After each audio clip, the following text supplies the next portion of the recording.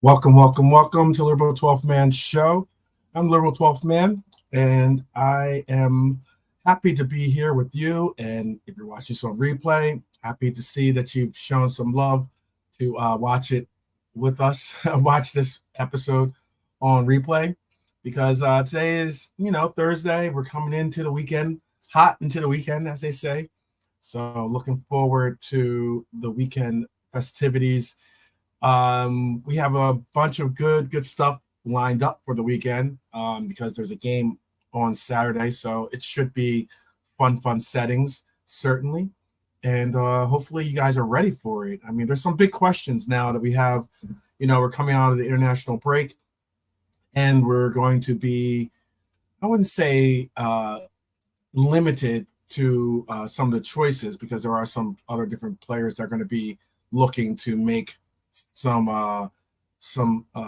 debuts, but we should be looking at some players to see some actual if their form can continue from the international form that they had, or even the form they had even going into the international break.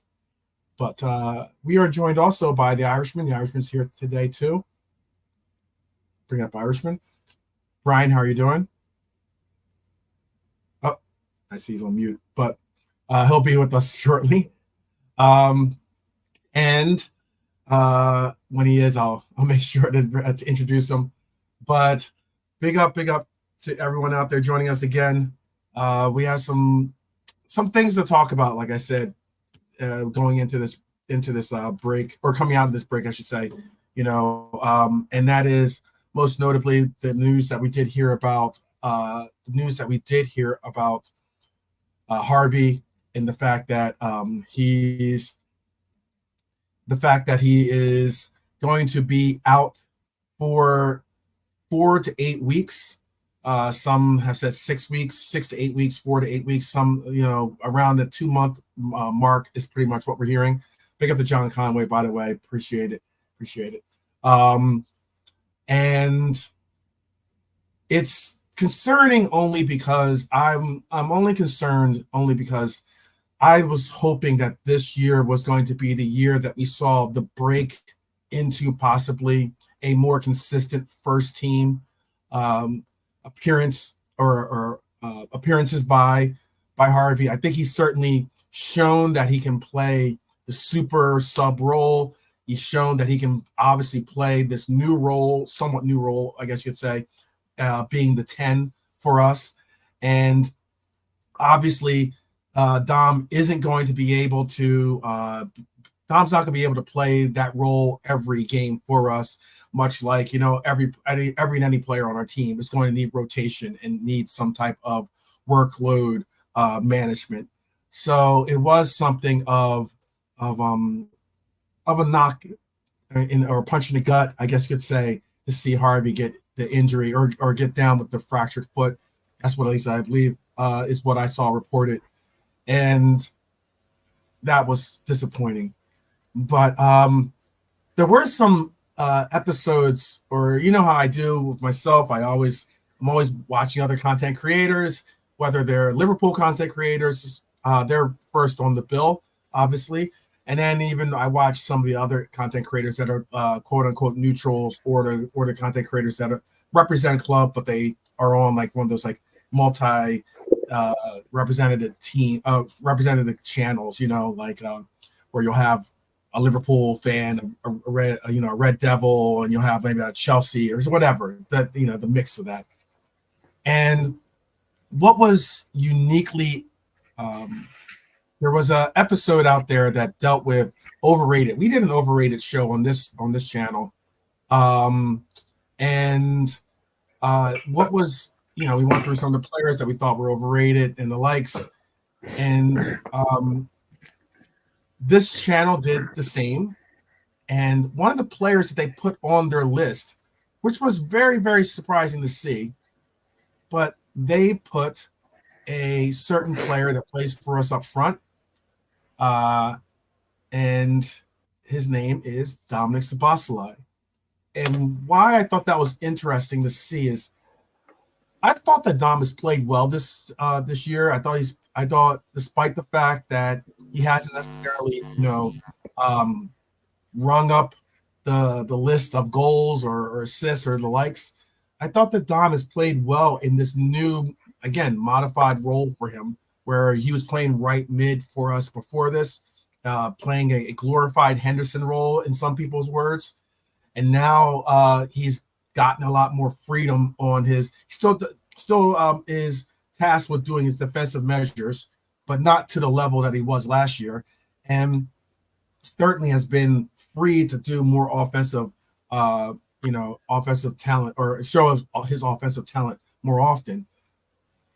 Do you agree, possibly, Irishman, that Dominic Szoboszlai is overrated? Would you say that he's overrated? Sorry, excuse me. No problem. And also, welcome, by the way. I'm sorry, I need to proper introduction and welcome. No worries, just a bit of a mad day. Yeah, I know. I saw that. I saw the message. I hope that your sister is feeling better, or is on the road feeling better. She's grand. She works in a doctor's surgery, so she's had it about 57 times at this stage.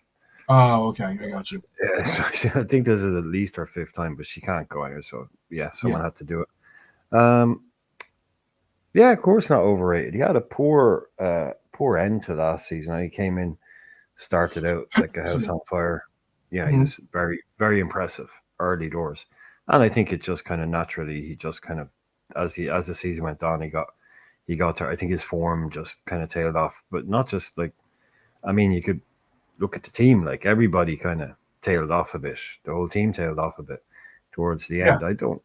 I think he definitely. And he's come back from an injury too. And he was come back from an injury too. Yeah, they've all had last year. Yeah, I mean, they. I mean, look, no one is going to say he blew the doors off it last year. No, of course he didn't. He again, like we were telling people, he'd had, I think maybe he scored one long range shot, and it's like the whole Hungarian Gerrard stuff was coming out. So yeah, that's overrating him, definitely. Anybody that calls him the Hungarian Gerrard is taking it too far.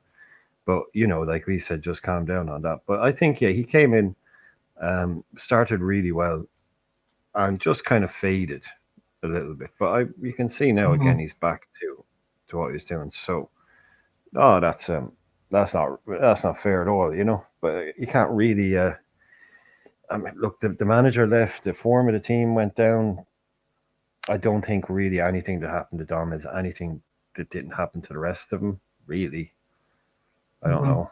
I don't think anyone in our team last year had a stellar season. It's not. No one had their best season anyway. I'd say that much. So very harsh to pick him out for a new player. Yeah, definitely harsh to pick him out, unless they are talking about the Hungarian Gerrard crowd, because they're just nuts. So well, he did. It was. I'll call out. It's a big name channel, so this doesn't matter if I call out their names. But it was the club, the new show, or it's a new show, or not a new show, but there's a channel called The Club. It has like the outcasts from the kickoff, basically, and the PTSD club. Yeah. And on that, they did a show where it was just They did 2 shows that really piqued my interest, actually, and that's what you're supposed to do. I get that, that's they've accomplished their goal, which is put a show out there that makes you either mad enough to watch it, or excited enough to watch it. One of the it's either one of those natural reactions, and I did want to see who they had in the overrated. Yeah, fight or flight. Yeah, exactly. And on the show, the guy brought up, he did say the Hungarian Gerrard, is one of the most overrated players in the league, or last year, and continue on into this year. And I just don't know if I would have said overrated. I think that he's been. I understand if you're going to utilize that word Hungarian Gerrard. That's silly. It's his first year in the league. Yeah. He's playing well. Obviously, he has talent. You can see that he has talent, but that's a just because he has the number 8 on his back. That's a very, very difficult number to hold as your own. I will say that he was doing a better job than the other participant that had that number 8 on his back after obviously Gerrard left that number behind. But I just didn't think that he was. I thought that was a little bit harsh. That's all. I really thought that was harsh. I think Dom is going to show different things this year for what he has to offer, and I think that he has shown that he has an ability to contribute in a way that is a little bit different than he was asked to do before this. And I think a lot of these players have. That's why I was bringing this up primarily. Obviously, we have Gravenberch in this picture along with Dom in there. They're talking in the weight room. But I mean, like, a lot of these players are getting these opportunities where would you go as far as to say that Klopp was, I want to say holding them back, but not allowing for, Klopp wasn't tapping into their true potential for some of these players, would you say? Would you go as far as to say that maybe? I mean, Klopp's an incredible coach. This isn't a knock against Klopp at all.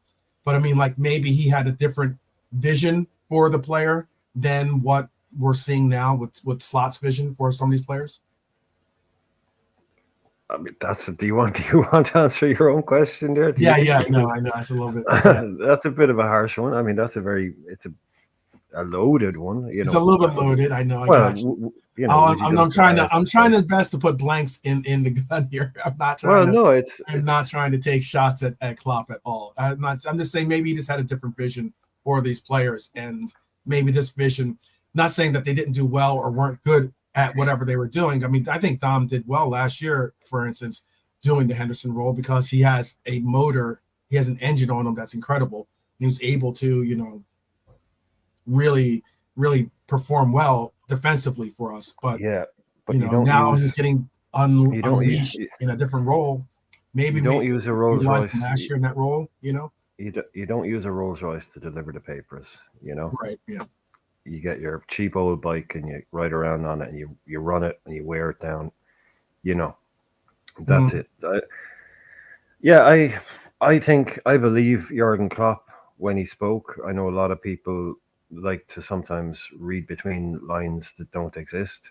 Mm-hmm. And I think he came out and he literally said, I thought of going through all this again, starting another cycle. And I just knew I was done. Mentally, I was done. I was just finished. Mm-hmm. Couldn't do it couldn't start another cycle, couldn't do it. And once he realized that, I think that fed into his basically everyday life at the club, as much as he would have tried not to. And then again into the players. So I think it was very much a case of just the whole party winding down very slowly last year. So I think the motivation for Klopp to go out and find new ways and new things and new ideas to motivate not to motivate these guys, but to motivate himself to fit these guys in, that probably didn't exist as much because it's not his job in 6 months. It's not his job in 3 months, and then it's not my job in 2 weeks. Why am I going to be setting out, grand tactical plans for the next 2 years? And I think that just inevitably fed into a bit of a coasting effect. Pretty much we do what we do and we're going to keep doing that. I'm not going to try and change the whole system up to get the best out of Szoboszlai or get more out of Szoboszlai. The same with Gravenberch, who wasn't used at all. He wasn't given a run. He wasn't given a chance. And that's because Klopp is like, do you know what? He's for the next guy. I'll keep him here. I'll keep him fit. I'll keep him involved. But he's the project for the next manager. I think that's just what happened. I don't think he meant to do it. I don't think he wanted to do it. I don't think it was bad coaching. I think I said it last week. I just think it really went stale. The whole thing just went stale. The words didn't have the same impact. All the speeches, the training after so long, after so many different team talks with the same guy, it just loses that power. Even if it is Jurgen Klopp, it loses its power and its edge and its ability to make you want to go and do things. It had run its course. I'm glad he left because I would have hated him to hang around for another 2 years and just phone it in. Right. I guess more so. Let's make sure people understand. I think more so you're saying you're glad he left on his own terms as opposed to like leaving No, I'm on glad he left when he realized his time was up. Like right. he didn't hang around. He knew I can't do this job to the best of my abilities anymore. I'm going to walk because Liverpool needs someone that's going to be 100% committed and motivated to come in every Mhm. day and work. And after 9 years, he said, "No, I'm not that guy anymore. I'm not that guy. You got to go and find Mhm. someone else."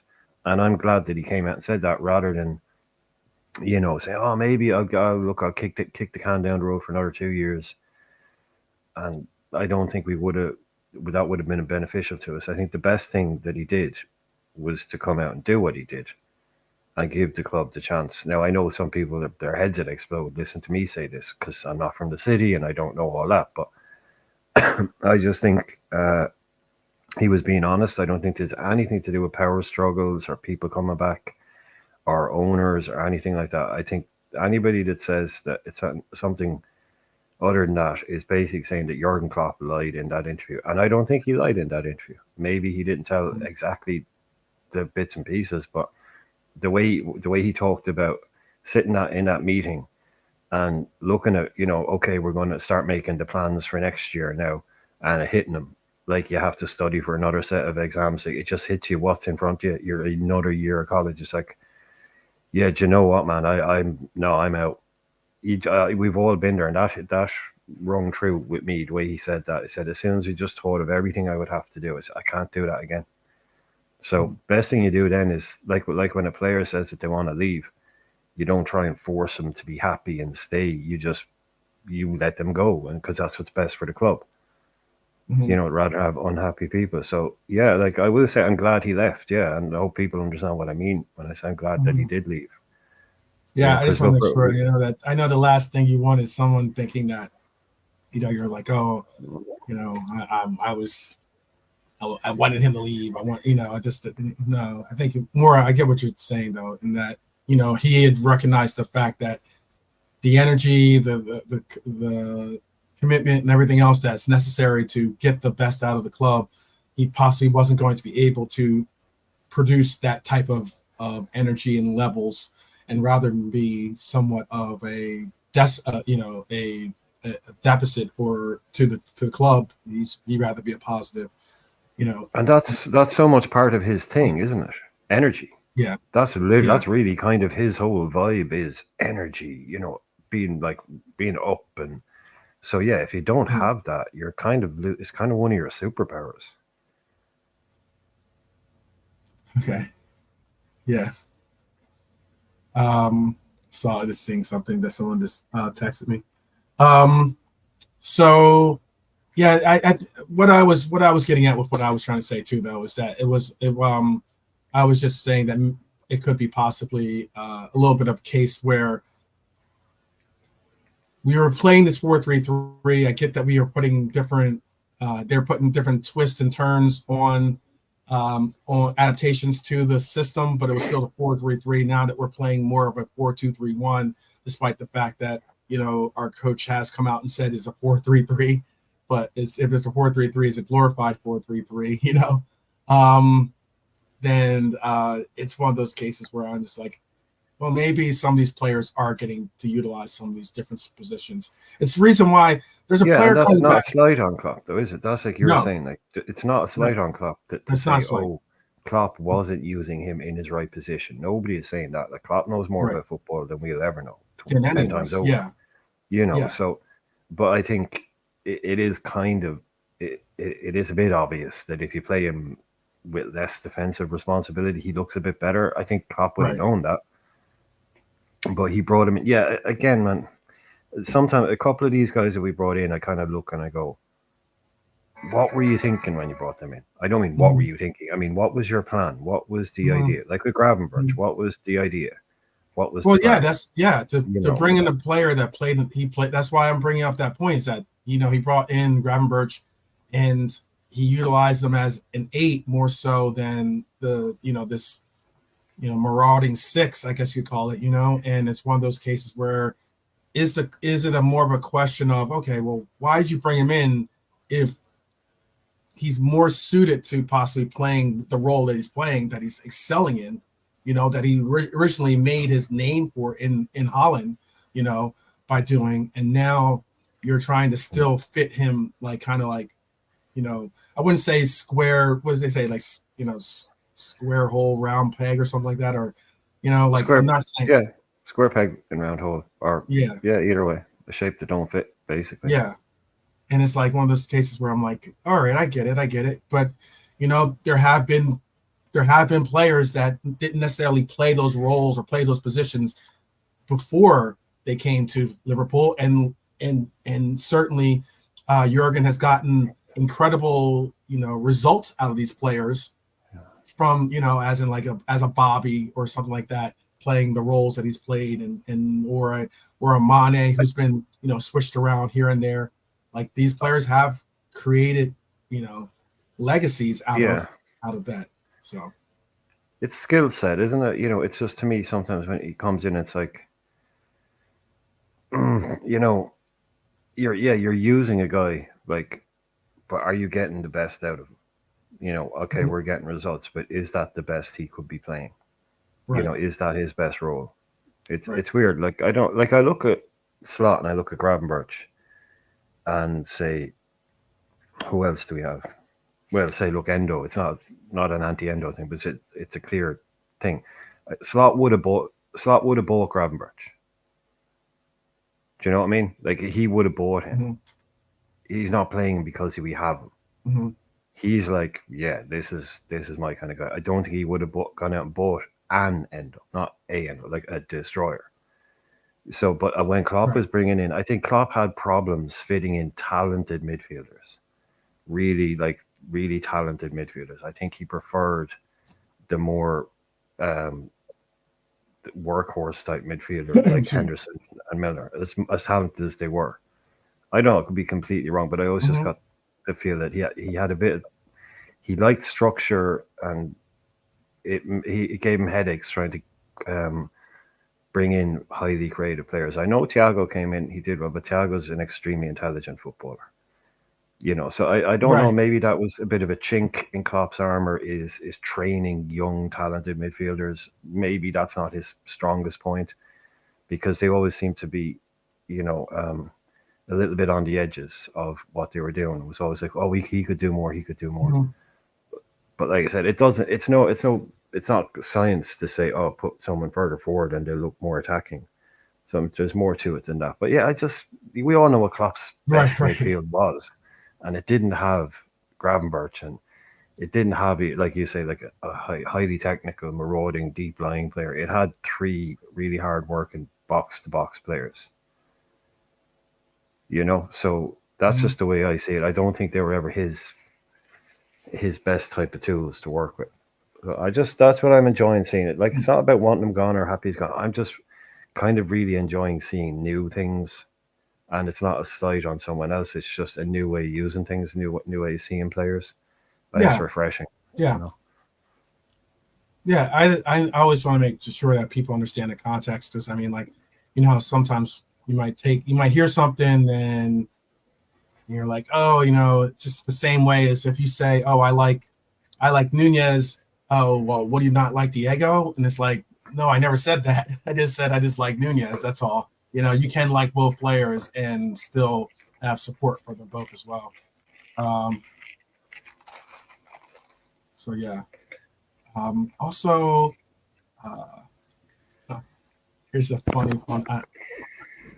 Let's bring this up. I wanted to make sure I give shout outs to the chat now that joining us. Thank you for the chat joining us today. Yeah, pops. Hopefully you'll be able to stick out this entire ride on the Liverbird here with us. Shout out to Lolante. Shout out to Red Armchair Supporter, Beijing Pops, Jimmy, Bernie. Early on, it was John and Marion in the chat. Big up to you all. Red for Life. Realism Jared. Thank you guys for joining us today. Again, we're gonna just be cruising, on a Thursday in the Liverbird. Get into some of the topics that we always like to do. So yeah. Let's again, it wasn't. Let's move on to some other topics then for right now. Something I wanted to show too. It's kind of fun to do right here, which is that managers with 3 wins and 3 clean sheets in their first 3 matches in the Premier League, obviously.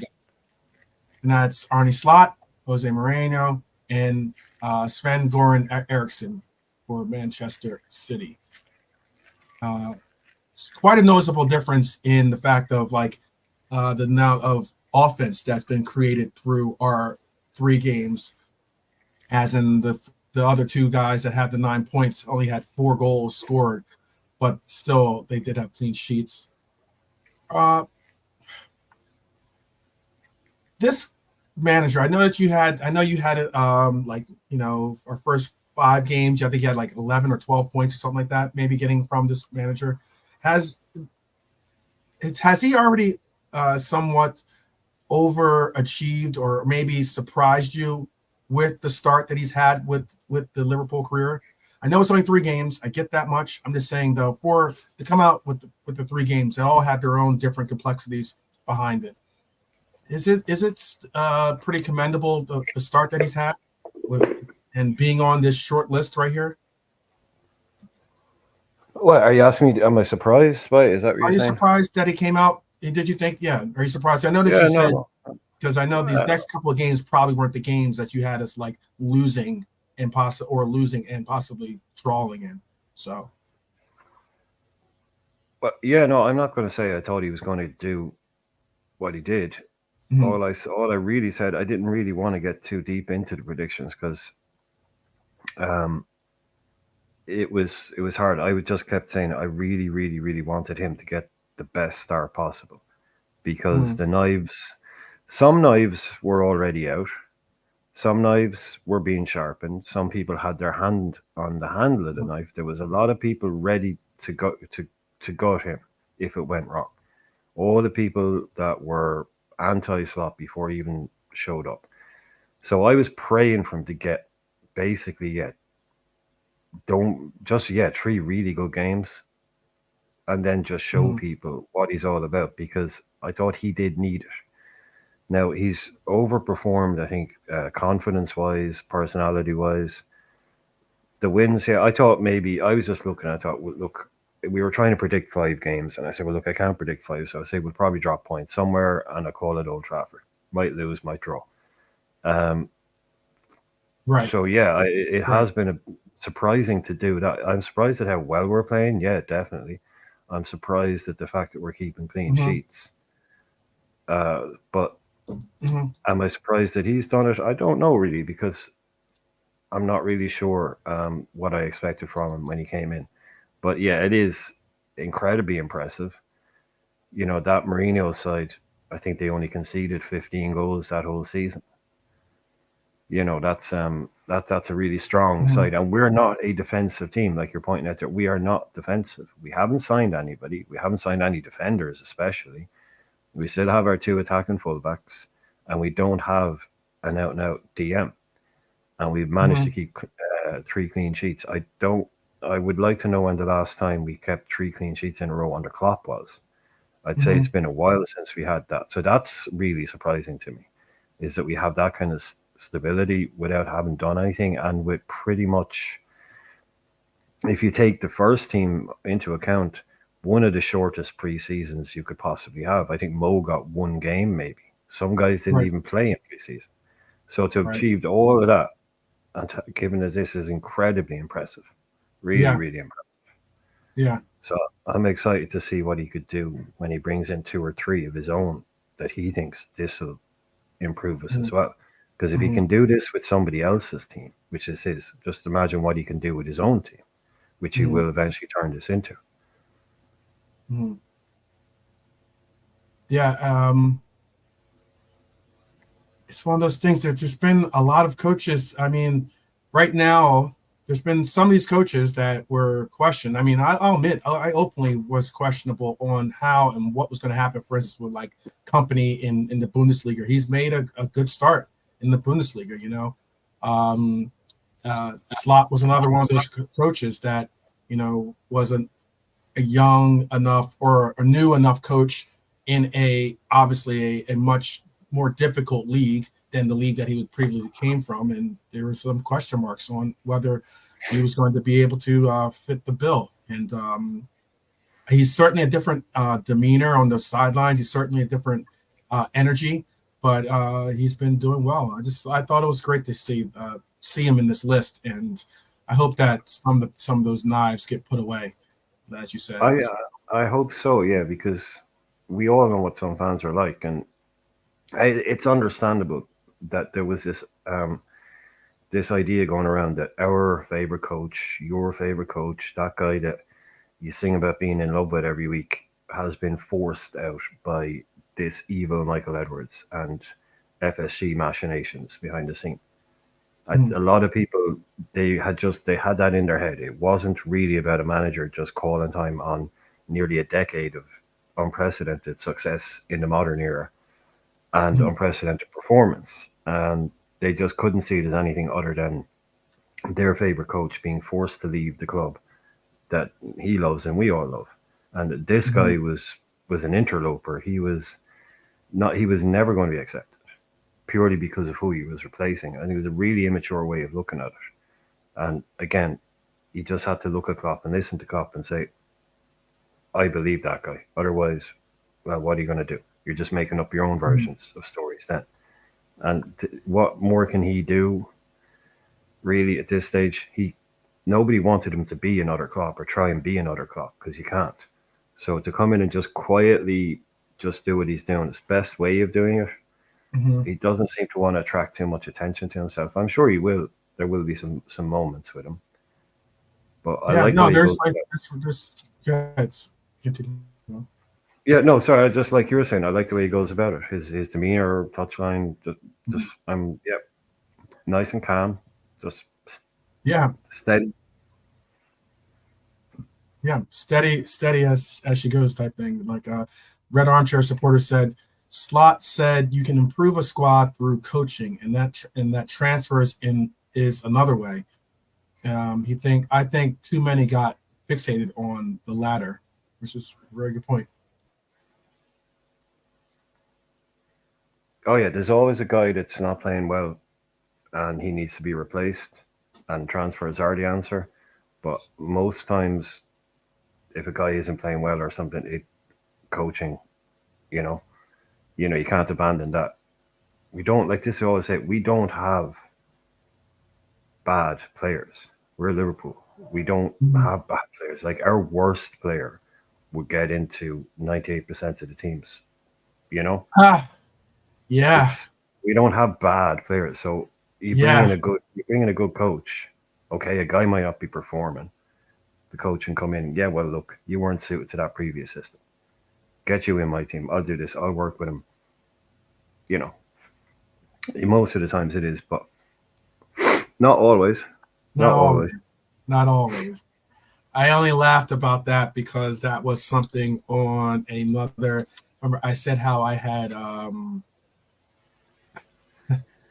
I watched a couple episodes of different channels out there, and that was something on an episode where they basically they rated the players. They actually said that Dominic. I think they said Dominic wouldn't make it into a lot of different lineups and the likes, but there was an actual they did a show in the league right on now. In the league right now, yeah, they said in the league right now, and then they went as far as to say when that was in the overrated show, and then they did a top 10 strikers in the league for the Premier League, and it was interesting. Yeah, we should possibly even do a show like that, considering because I get that they utilize Diego as our number one striker, which when healthy he possibly could be, but we do have a guy that does wear the number 9 kit and has some really decent numbers. I'm going to ask this to the chat. because we have quite a few in the chat today, and appreciate it. Again, appreciate everyone showing up. Hi, Lord, big up to you. Big up to Lee as well, joining us now. And Jimmy, how you doing? Do you think that this particular individual, you might not be able to see him from the picture. Make sure that you can. I'll bring full screen here. Do you think that this particular individual drinking his mata is a top 10 striker? Do you think that Darwin Nunez is a top 10 Premier League striker? Not all of Europe. I'm saying in the Premier League. Do you think that Darwin Nunez is top 10? Well, yeah, but it's not a great top 10. It's not even a great top 5 in the league. Despite that, just the question. Yeah, no, I'm saying no, but see, that's not good for him. You see, what I'm saying is, yeah, that's no, you know, you want a context. Like what I'm saying is like he'll get into a top 10, but that's because he didn't make it in the top 10. To be honest with you, that's why I'm asking. But that's no, in mine he top 10. Yeah, I can't really. Look, by the time if you're talking about 10 strikers, I know I'm talking about a show that you haven't seen too. No, I'm just sorry when I say if you're talking. I mean that's just the thing I say when I'm speaking out loud. I mean if you're talking about a striker, a list of 10 strikers in the Premier League, I think you'd run out pretty quickly. I don't think you're getting 20. I mean, there's a lot of kind of in and out type players. I don't know. I don't see how he wouldn't get into a top 10, but that's not saying he's an amazing. That wouldn't be like a huge compliment, really. I think you've got like Darwin, or you've got the likes of Haaland, Isak, Solanke, Dominic Calvert-Lewin. Yeah, you know, it's not a vintage era, so he walks in. He walks I think into the top 10. I think Darwin is better than Dominic Calvert-Lewin, but no, that's what I'm saying. I didn't place them. No, I'm just listing the strikers. I just you're just listing strikers. I thought you were listing strikers. Yeah, no, I did. Okay, my apologies. No, God, no, dude. Seriously, listen to me. Right? Okay. When I'm just saying, if you're talking about the strikers that are in the players, and I'm not saying if you are, it's a phrase I use. If you're talking about go ahead. players in the league, I'm following. Right? You're talking about you've got a Calvert-Lewin, you've got a Solanke, you've got Isak, you've got Dominic Calvert-Lewin, you've got these type of players, Chris Wood, that are after the likes of kind of Haaland and maybe Watkins as a top player or Jota. So how you could have a top 10 that he just almost didn't get into by default is just stupid. Right. You know, it's if they're bringing in wingers or like if they're bringing in the likes of someone like an Nkunku. But yeah, I'd put him in that top 10, but I don't know if he'd get in the top 3. No, he wouldn't. Top 3 forwards, that's more of that could be a bigger discussion. That could be a bigger discussion. Well, this season, if you were to go purely off this season, he's not even on the. Well, yeah, I'm just going off primarily. He's got to get his minutes up.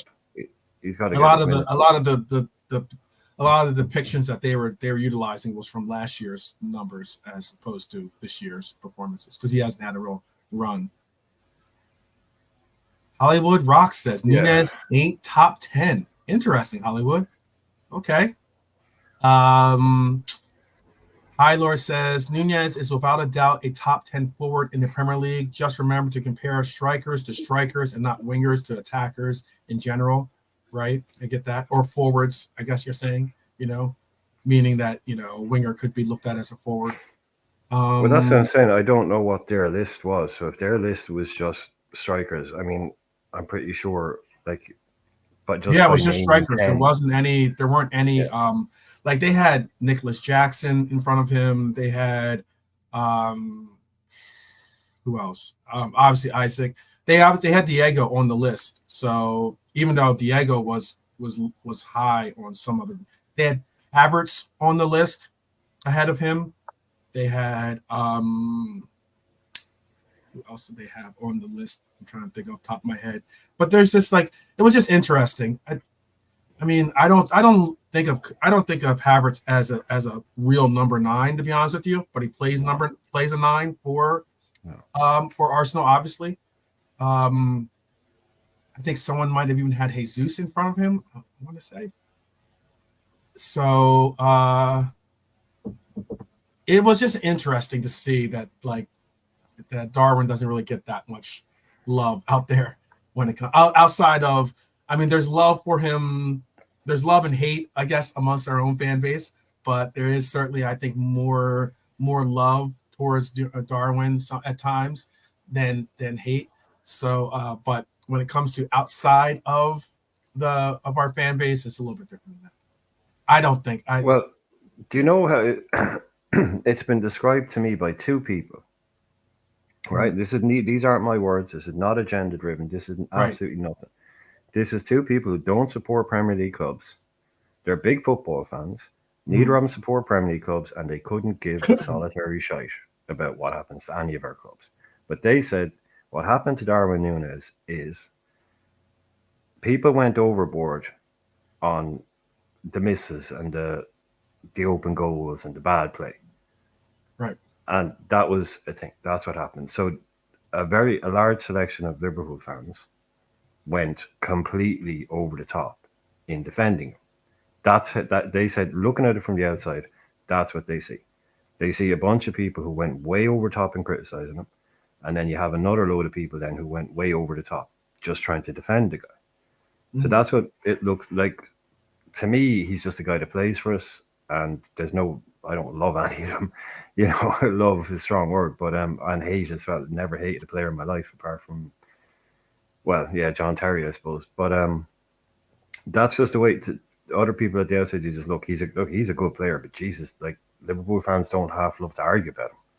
That's the way they look at it. It's like Liverpool fans love arguing about him, and it can be a bit mental. The opinions are a bit too far either way. Because again, like many things, like he's nowhere near as bad as some people say he is, Mhm. and he's nowhere near as good as some of his defenders were throwing it out. Saying, oh, he's going to score 35 goals next season. Just you wait and see, kind of thing. Right. But the truth is usually somewhere in the middle. But again, like I say, he's the one that I'm really interested to see what Slot does with because we haven't seen it yet. Mhm. Him Mhm. starting a game with Nunes and how he fits him in and what he does because he's not the same as Jota. He's very different. So, what will that team look like? What will the team with Gakpo in it? How Mhm. will that look on the pitch? How will they work off each other? Because, like people have said, I think it was a good point. Someone was saying, and I think I was making a similar point. I think that he's looked at his priorities, and his one of his priorities has been to get the team set up the way it is. And I think then the Mhm. next thing is kind of move on to other projects, as it were. And I think Mhm. Nunes might be kind of the second prize. He's got his midfield sorted now. He's got his team settled. Now he can work more on getting people Would in you tune. And I think Nunes might be one of those guys. would you go as far as to say? So I know numbers. I know goals are currency. I get that concept. But would you go as far as to say that Chris Wood is a better striker than Darwin Nunez?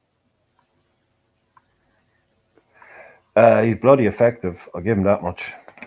I do. I Okay. wouldn't like to be playing against Chris Wood. He does have a good record, yeah, but he's.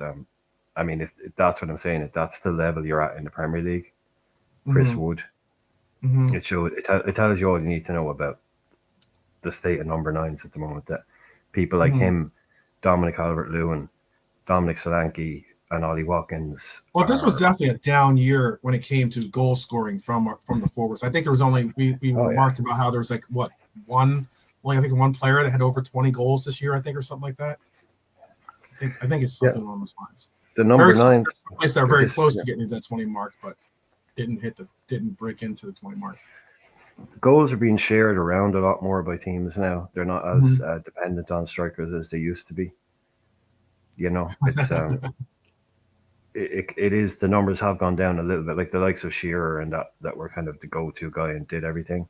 Yeah. I think maybe it's a little bit to do the numbers have come down that way because more of a squad type system, more rotation, more that kind of stuff. Uh, but yeah, I just look at the names on that list. It isn't really. It's not like oh Serie A in the 2000s or the 90s or La Liga a couple of years ago Mm-hmm. or even England in the earlier. It's certainly a part of the Premier League.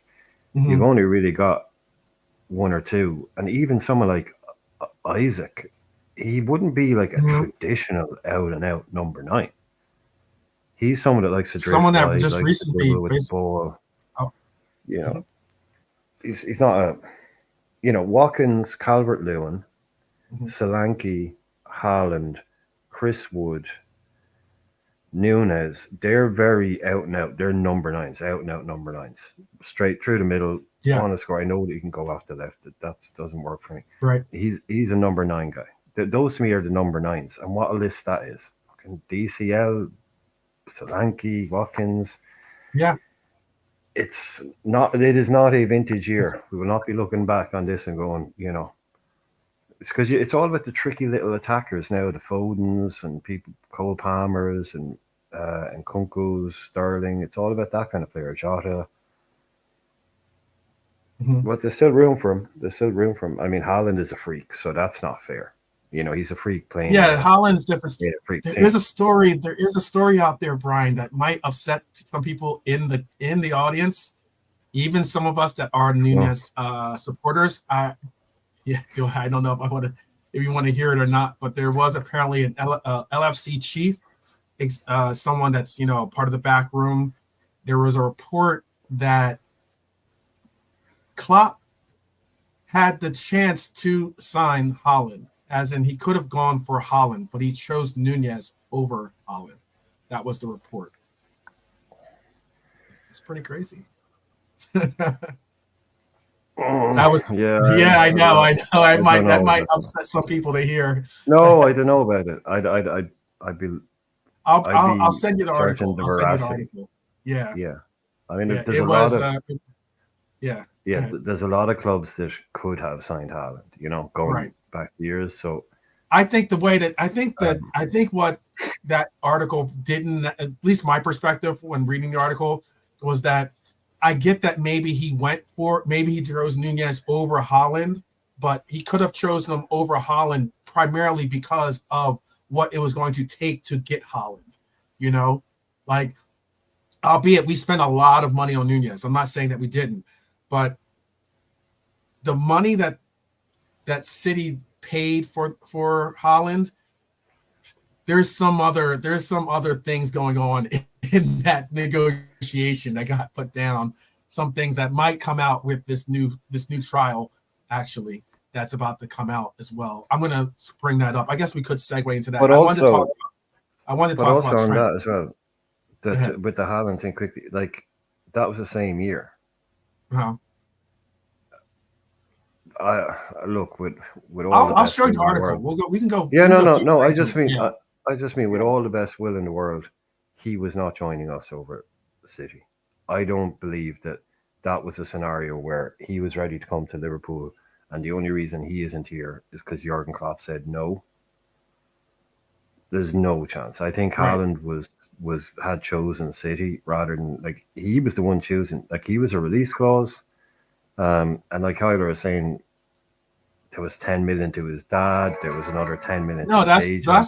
that's what I'm talking You about. know, Those portions of the yeah. deal could have influenced them to say, "Look, we're not going to do that. I know that we're not going to be paying your dad 10 million. We're not going to pay this person."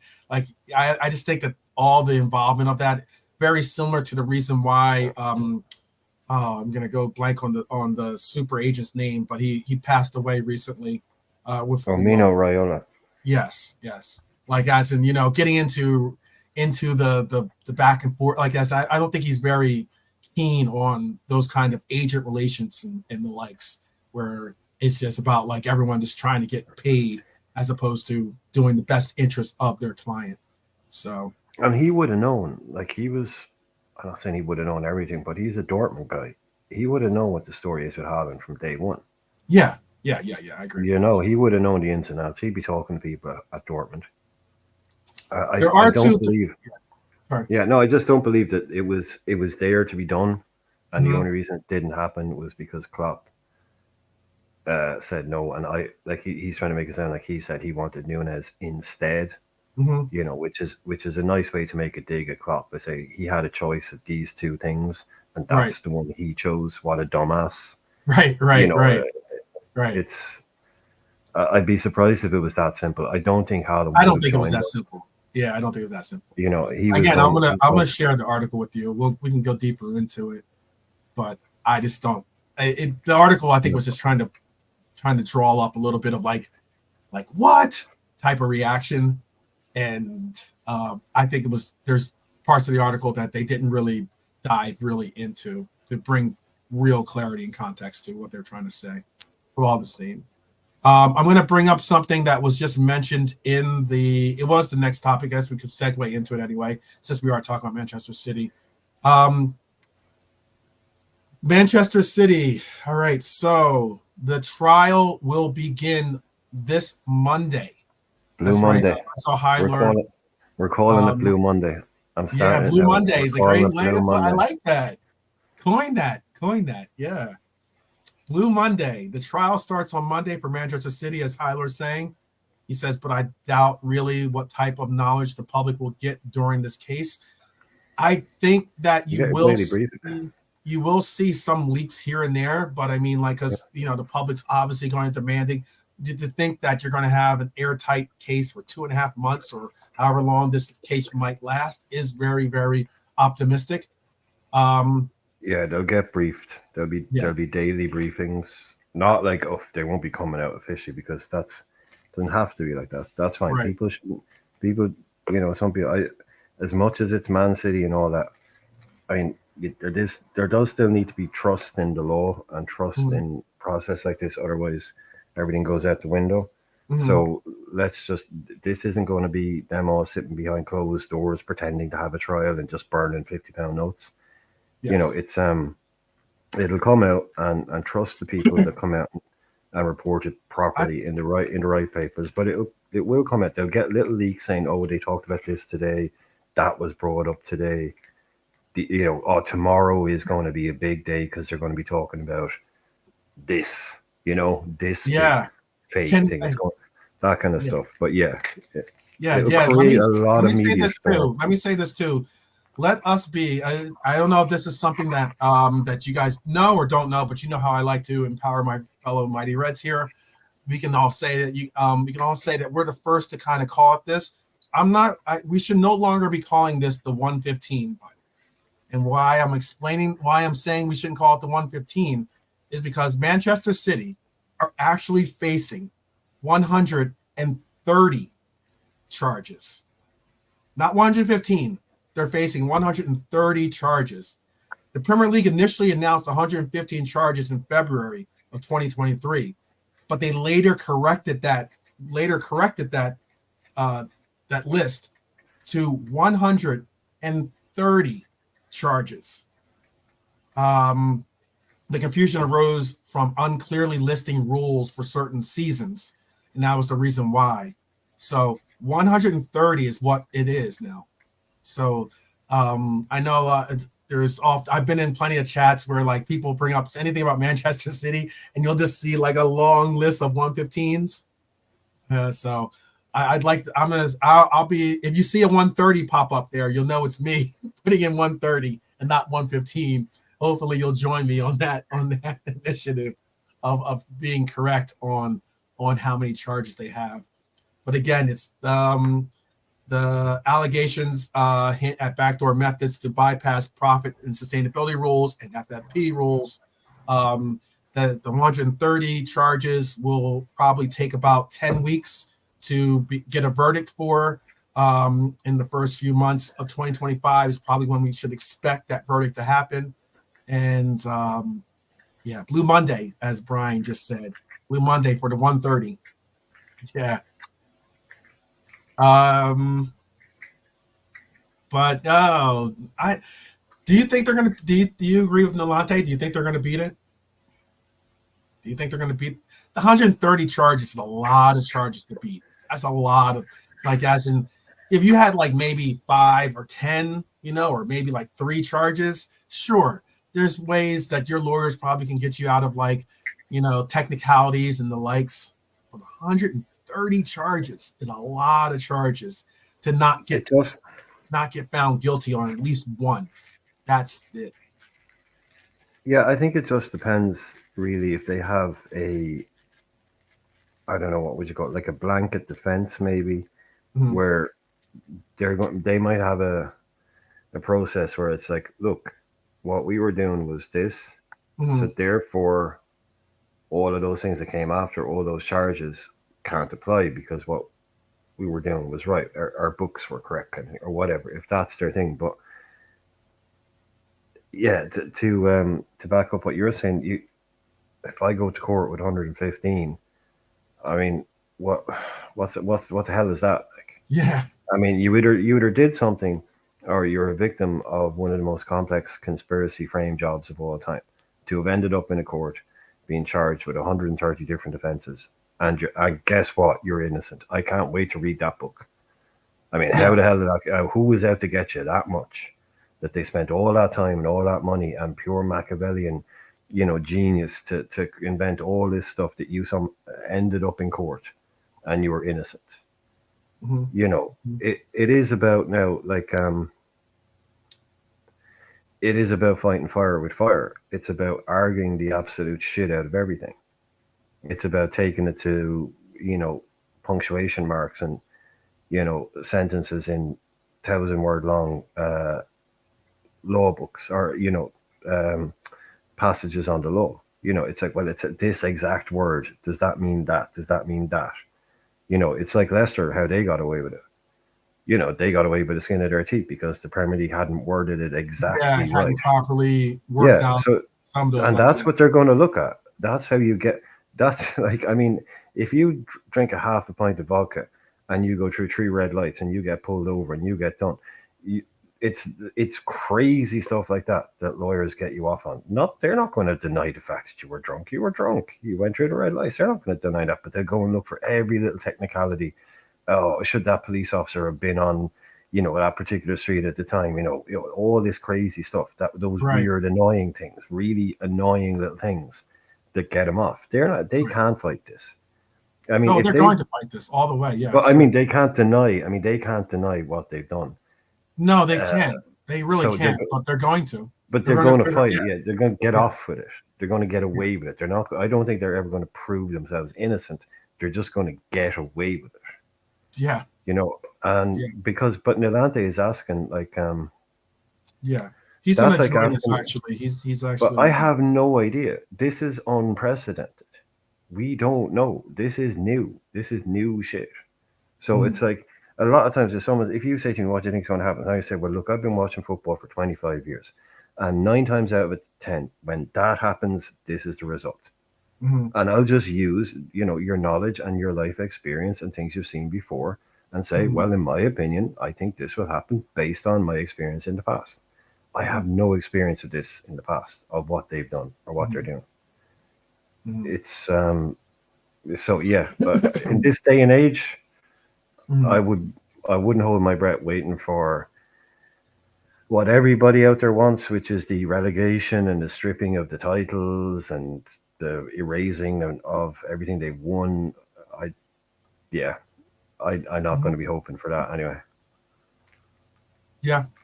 I know that Nalante wanted to jump in and comment on this, so we're just seeing if and when he'll be joining us here. But I guess we can talk about this quick, talking about rules and regulations and the likes. This topic is a little bit it's off topic from Liverpool per se, because this is about the North London derby.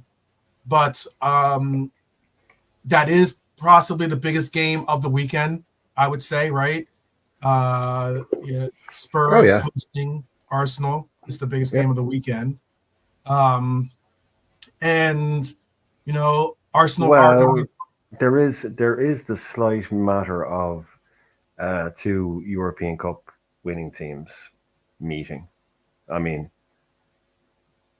Yeah, Arsenal and Spurs don't have any European Cups. I they mean, if don't. you want to look at it that way, Liverpool, Well, there was a Forest. time. There was a time when Forest versus Liverpool would have been possibly considered the biggest game on the weekend. So 100% it was for sure. yeah, But that's what I'm saying. You've got, like, basically, I mean, how many, the amount of European Cups between us and Forest, yeah, and the amount of that between Arsenal and Spurs.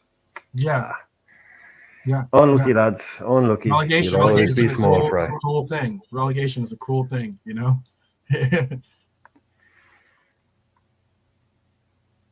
Nope, you there? Big up Dara, by the way. Yeah, sorry. Hi, Dart. Hey, Dar. Hi there. Um, Having a drink.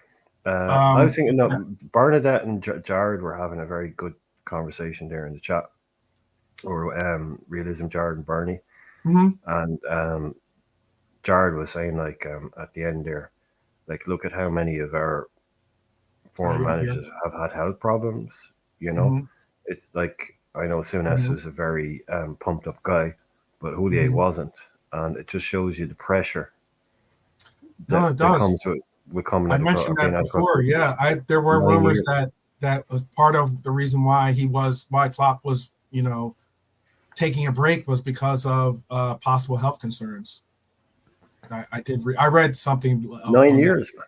Yeah, 9 years under that scrutiny every single yeah, week, the press conferences, the stress. If that yeah, didn't have a detrimental effect on you, you wouldn't be human. yeah, That will have had, and he would have been told, look, you're a yeah, rich man, you're very wealthy, you can go yeah. and take a year off and just I chill out in I'll be Marbella honest. and Yeah, recharge and do what's best for you. And you'll be back stronger than ever. I'll tell you the truth, Brian. The I believe that the what he went through during the pandemic by losing his mother and not being able to be, be really real, be with her, to be able to be, that had a very big impact, I think, emotionally, Missed mentally out, on him. You missed have to out on think a lot. that. You have to think that. Yeah, and Yeah. we also remember, like, does he love Liverpool? Does he love this? Oh, Yeah, absolutely. but he's Absolutely. not English. He's not from Liverpool. He's not English. Right. This is not his home. His Right. family, his friends, that's all Sure. somewhere else. He's been away 9 years, and like you say, missed things like that. Yeah. That, to be That honest, has I think impact. it's a miracle. Yeah. I think it's a miracle he did more than six. I Yeah. I really mean, do. it's also testament when he went back. He did go back and did a testimonial game for Dortmund, and you can see how appreciative and how much gratitude he had for the ability to go back and do that, and that's why it's amazing that, this manager who hasn't been in, he's left that club for 9 years, and how much love still existed for him, even when he returned, is pretty intense, pretty immense. So, you create a legacy in a place, and long will it stand. Long will it stand? I think. I know there are those people out there, those amongst us, some notable content creators that said some really really nasty things about Klopp on the way out, or even before he was even thinking about going out. And it's a shame because you're not blessed with coaches of this level, this stature, and basically of this character too often. And when you do have those kind of coaches, you should appreciate them. I think that's my personal perspective. I appreciate Well, what Klopp did. I think it was, like I said earlier on, because so much of his vibe is energy. Yeah, The idea that he can do that for 9 years, he did it 7 years at Dortmund. yeah, He did it there yeah, purely as even as full on, if not more full on than he was with us towards the end. He yeah. did it with us. Right. To imagine be running on like that's like running at 120 miles an hour Sure. for a long And time. at Dortmund, you got to keep in mind, he was putting together a team and losing his best players, to his main competition. It'd be like, be kind of like watching our players go out the door and joining, Manchester City or something like that. That could take its toll in its sense in itself. So yeah, definitely so. What are Scouse Bros, Bernie? What are they? Bernie's just saying Oh, I most don't know. managers Yeah. age, but Yeah. Klopp had new hair. Did he get a hair transplant? Okay, I thought he Ooh, I was don't I banging. don't know. I don't know. But new teeth. Well, we know he Those got things happen.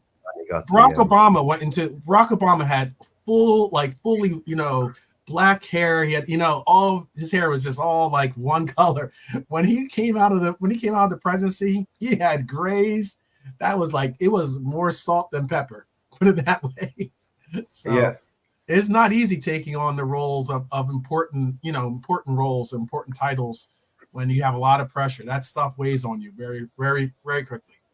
No, the teeth were the obvious one they got done, and we know we got the eyes done because he stopped wearing the glasses. But I prefer glasses cop, to be honest with you, Yeah, than no yeah, yeah. glasses cop. But I thought Yeah, the I hair was agree. still I agree. natural. I I agree. thought the hair was still natural. But Bernie said he didn't get the scouse brows. I don't know. You have to ask a female livers about scouse brows. Pink Oh, okay. brows. I got you. I got you. Saying Oh, Groucho oh, Marx. Saying okay. So Groucho it's Marx. Got you. okay, okay. Yeah. I don't know. He does. He looks great for his age. Well, no, no, yeah, I suppose he does look great for his age. But most people these days look better. People live healthier lifestyles. But I think he's still fit. Like I've said it, once he's had his break, Hmm. I think he'll be back. I think he has the whole "I'm retired" thing, but I think he'll get the itch in a couple of Yeah. years. Yeah. I don't think we've seen the last of him. I I think he's don't going think out I. after I the don't break. think we'll. I don't think we'll. I don't know if we'll see him necessarily in. There were reports that released You about see him somewhere. his discussions with the U.S. men's national team. There's been discussions with the England team as well, and they've been released somewhat or leaked somewhat, and you could tell that he has an interest in returning. Just he wants to stay true and enjoy this year off from the game, and that's primarily what he wants to do. I was mentioning about the North London Derby, and um, I know that Arsenal are going to be having their issues with uh, Jesus. bringing about a midfield for their team. A lot of players either injured or having red cards, but Uh, it looks like the Spurs are going to be without one of their players in their midfield as well. This individual right here, apparently, Rodrigo Bentancur has been charged with an alleged breach of FA Rule E3 for misconduct in relation to a media interview. It's alleged that the Tottenham Hotspur midfielder has breached the FA Rule E3.1 as he acted in an oh, improper manner you and don't want to or reach that one. used abusive and or insulting words and or a lot of and ors in here and or brought the game into disrepute. Um, Basically, it's further alleged that this constitutes an aggravated breach, which is defined in FA Rule E3.2, as it is included in the reference whether expressed or implied to nationality and or race. So apparently, Oh, maybe okay, made a racist comment, basically. Yeah, yeah, it's it a sounds long like way of yeah, saying you that's made a not going racist in a comment. good place. And Yeah. or ethnic origin. Can I Rodrigo just say, Bentancur has until Thursday of yeah, the 19th to provide a response to this charge. So, yeah, can I just say before we move on or get on to that, if you Google Scouse Browse, the first picture that comes up is absolutely horrific. It's terrifying. So okay. yeah, I'm glad he didn't get those Scouse Brows. Yeah, yeah. Don't Google Scouse Brows before you go Don't to Google sleep. Scouts for House. They're pretty. Yeah, yeah. Quick shout, real But quick. yeah, Who do you have? Who do you have Bentancur, winning the? who's Who do you have winning the NLD this weekend? By the way, who do you oh, have? Who probably do you have Arsenal. winning it? Yeah, probably Arsenal. But he was Oh, you have Arsenal still winning, even with their midfield. That's cool. Or yeah, it's Tottenham. You know, it's Tottenham. it's Spurs I'm home. never. Home. Yeah, Tottenham I'm is never. home. I know it's I ain't Tottenham never being backing Tottenham Tottenham. probably if they Yeah, end up bungling it this yeah. as You well. don't back Tottenham. You don't back Tottenham. You just don't. You just don't. If you're I wrong, who got cares? You I know, but you got don't you. back them to win something. I got you. Um, but I'm assuming that was uh, in like a South American interview, like when he was away on It was. national. It was. Yeah, I What's know, Jared. what's very I know, concerning Jared. is what's very concerning is the amount of racial allegations or attention, racial disparities and such that you're seeing from some of these more notable South American clubs that don't really have a real handle on a lot of this. He's obviously Uruguayan, but whether it's Uruguay, whether it's Argentina, it is kind of concerning because these are some of the bigger names out there. Brazilian players have had to deal with their own cases of it all. But Yeah, I mean, if you do one of those stupid things where you say something, you know, you just say something or whatever, and it's mhm, in like your dialect, mhm. or if it's one of those, and even then, it's kind of like, but the fact that they used in that word, I think the one that stood out there, it was that it was aggravated.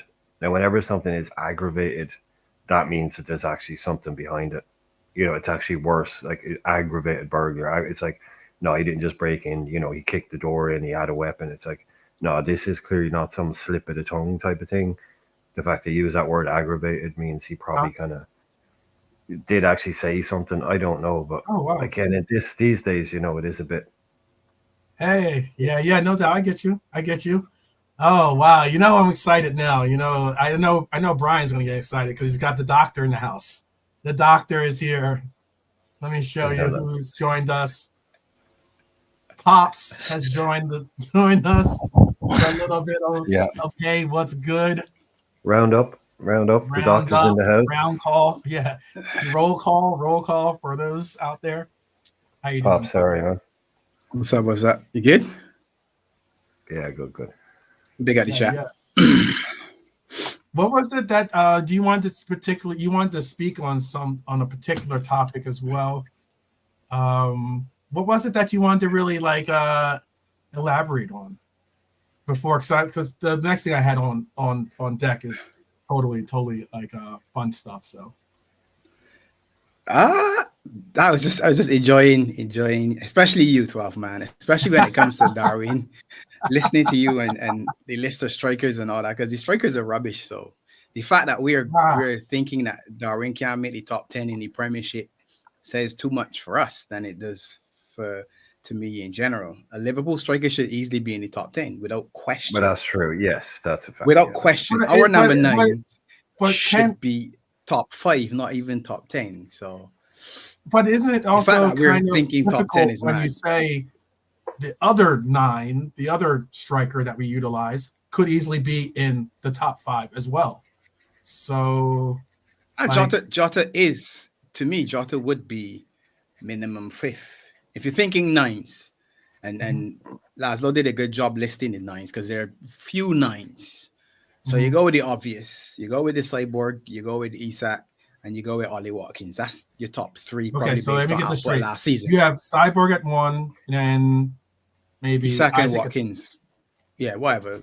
Doesn't matter. Whichever way you want. Watkins, Isak, Watkins. Those are the first 3 that come to mind. okay. So you And have okay.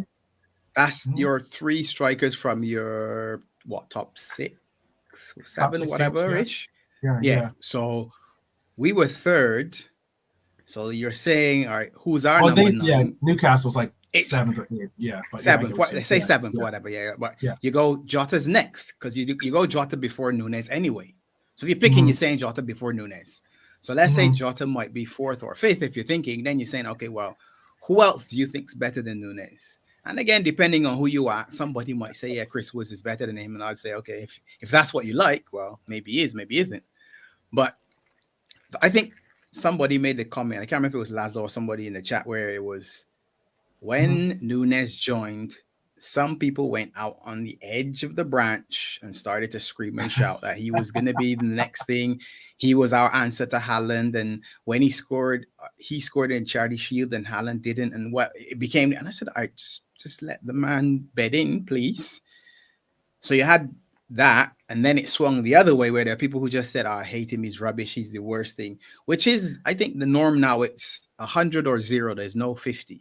So Right. I'll That red transition card, into, the red card knocked yeah, him, didn't it? The red card knocked him. He was that just was, getting there. going, and then he got To the me, red there were card. 2 things, Laszlo. Jota being injured and the red card, because for me, in the first season, he would have never started. Jota would have been ahead like he is now, and Nunes would have Okay. been in the shadow, and to me, allowed to sort of grow into that position as opposed to being, you're on deck. Because he had to move around a lot because we had a lot of injuries up front. Ideally, you get Yeah. Jota starting at the 9, and then you can possibly play him off the left wing gap, but then gets hurt. And he's still then not under the pressure he would have been under to say, all right, go and start and score 20 goals in the season. Oh yeah, the comparison to Haaland from day one was Crazy. always going to. I mean, who's going to live like Nate? Oh, he didn't compare to Haaland, but name another striker in Europe that did. There is none though. Yeah. The cyborg is the cyborg because it's just the cyborg. You take him out of it, there's nobody else. Here's why I push. Okay, good. I'm sorry. Yeah, no, I just mean you kind of do have to take him out at this stage because his numbers are just so stupid and it's almost unfair. Oh, with Haaland, yes, yeah. He's unreal. And compare in comparison to every other striker that you've seen, everybody else you've seen, as good as they might be on the eye and as poor as he is with build up and all the other rubbish that people talk about, a 9 scores. That's what you want. Whether you like him or not, his numbers are undeniable. 4 touches and he scores 2 goals. Okay. Mm-hmm. Yeah, no, I get that. I here's why. Okay, first off, if we're going top five, I'm not even going top 10, but let's just say top 5 strikers in the league going off of last year, not this year, not the first 3 games or whatever. I'm talking about just from last year's numbers. Okay. I would have gone obviously Haaland. I can understand you saying Isaac. I can even go with Watkins considering the numbers, because we're just going on numbers alone. Pure numbers. I would even go as far as to say Son as maybe number 4.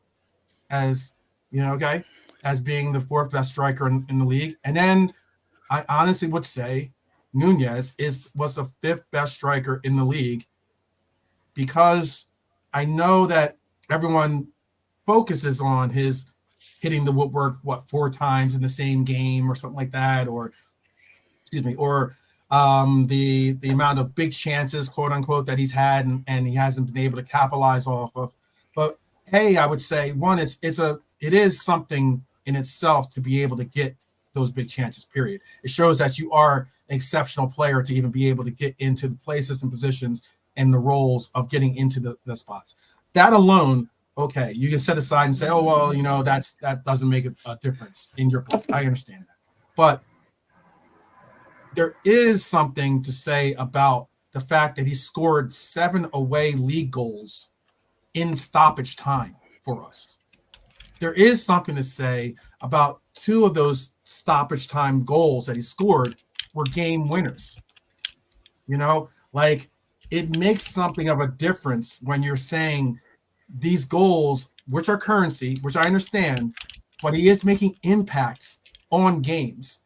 And a lot of the impact that he has made on games have been more notable impacts than I can say for. I don't watch a lot of Villa, albeit, okay? But I can tell you, I understand that it's because I have watched all Liverpool's games, but I can tell you that there are more people out there that can probably list off goals that Nunez has scored than you can of what Watkins has scored. And simply because there have been more impactful goals, more important goals. And that's why I can say, honestly, in my own opinion, not saying your opinions, I'm saying my opinion, that's why I put Nunez in that top 5. Not with just because I like red and I'm wearing red now, right? But that's why. And the shout out to Chris Wood too. Chris Wood is right there with them. It could be an argument that Chris Wood could be looked at as being the 5th, and you could make Nunez maybe even 6th. But I would go as far as to say that he's a top 5 scorer because his goals are impactful goals. I can't necessarily. Son, you can say that for certainly. You can say the same thing about Haaland scores so many that, of course, some of them are going to be impactful. But sometimes one of the biggest knocks against Haaland is he doesn't score in the big games. He doesn't score.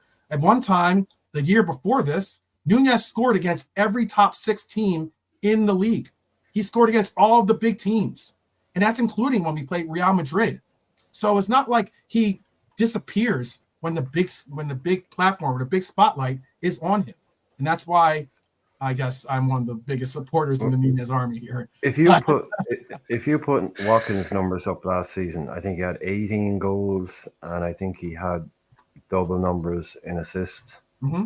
Because I remember him. I had him in my team in the fantasy league last year at the start, and he didn't score in the first 3 games, but he got an assist in every single one of those first 3 games. Yeah, he basically, he powered them to the Champions League basically. So he has to be on last year's numbers. He has to be in the top 3 because he was, that was his season last year. I don't think he'll Solanke had 19 Watkins as will have well. a better one. Yes, Yeah. like he had a lot of I goals. don't think Yeah. Watkins will have a better season than he did last year. I don't think so either. I don't think he repeats that. No, he peaked. Like Do you that think was just Solanke pretty has a much. better year? Do you think Solanke he's going to be relied Well- on, be focused more? He has a big price Well, tag. I'm just He has talking. that same similar price tag that was put We're on. talking. Whoa. No, I was talking about Watkins. I yeah, I just know. wanted. I was got you. talking I'm about asking Watkins. No, but Watkins, and I'm also asking Solanke too. yeah, no, but I was just talking about Watkins. I just think to me, if Nunes has had his numbers, if he did those, people that would be your down payment there. That's done then. Nobody can ever talk again. That's what I want to see Nunes do. Just come in, be a number 9, play 33 games, 34 games, be our main guy, get goals, get assists, and put all the talk to bed. But like, if you're just going on last season, yeah, I mean, he'd come into the top 10 because of the competition, yeah. But I mean, Solanke did those numbers, but I watched them. I watch a lot of them, and I watch a lot of Villa. Solanke never impressed me. He's good. He's just good. He's a good player. Wait, Watkins. You said watch a lot. No, I've moved. No, but I'm talking. I watched a lot of Bournemouth. I watched both. I was going to get on to Watkins. Both, yeah. Okay. Both. Neither of them. They did. Like Watkins was. Yeah, he was very reliable. Really, really good player. You know, you can build a team around him, but probably could be upgraded as well. You know, but neither of them have gone like they did those. If you did those kind of numbers in the past in the Premier League, Real Madrid banging on the door, Barcelona banging on the door. Who's banging on the door for Ollie Watkins and Solanke? Nobody. Because they were good, but they're not top players. They are not top players. And ultimately, that's the problem, though. Solanke and Watkins are good to very good if you want, because Watkins had assists and goals. So let's say for Liverpool, you want your striker to be above those two, clearly, not in the mix, and not you building a defense 12 to say, well, he scored, in extra time or added time, or he scored against the top 6, or all of that should just speak for itself in the body of work, not necessarily having to identify that. If he scores, if he just scores 10 goals and 6 against the top 6 for me, and they're winning goals or whatever, okay, that's good. But volume wise, I still need more than 10 from you. So you rather have a player that scores, let's say he scores 20 goals, but in those 20 goals, especially in our case, 20 goals, they don't result in wins, but yet he scores 10 goals, and those 10 goals result in wins. Isn't it more important? So 12. So I mean, like he can score. Let's say I'm going to use your example. I'm going to use your example. Yeah. You think he can score 20 for us? He can score 20 goals for Liverpool, as opposed to 10, and not result in wins. 20 in the Prem. I mean, in the Prem, not across not all on competitions. The Strictly in the Prem. I'm saying. I'm looking at the Prem only. The 19 was 19 in the Prem. If Nunes scores 20 in the Prem, for me, we're winning the Prem. If Nunes scores 20 in the Prem, that means Mo's going to score 20 or 20 plus and have most of those assists to Nunes. This is why equally Nunes is going to have the assists for Mo, and Jota's going to have that 15 plus, and Lucho and Gakpo are going to have 12 to 15. That number to me says we should win the Prem. We should. Why I'm pushing back is this. The context that I'm saying is that why I brought up the game winners and the games going into extra time and being important and being influential is because those games are obviously games in which we didn't have a clean sheet, or we weren't possibly winning when we initially started the pursuit of the game, or the pursuit of it all. And he could have, let's say, 2 goals in that game, and we're still losing 3-2. Or maybe he has a goal, but it's 1-1 because we let up a goal early.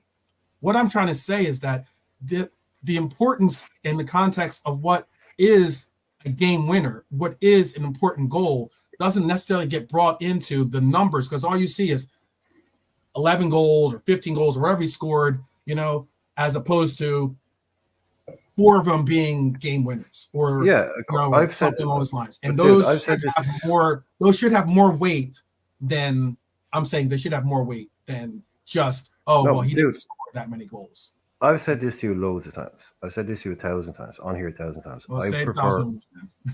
I don't want to. I don't want a striker that scores the fourth in a 4-0.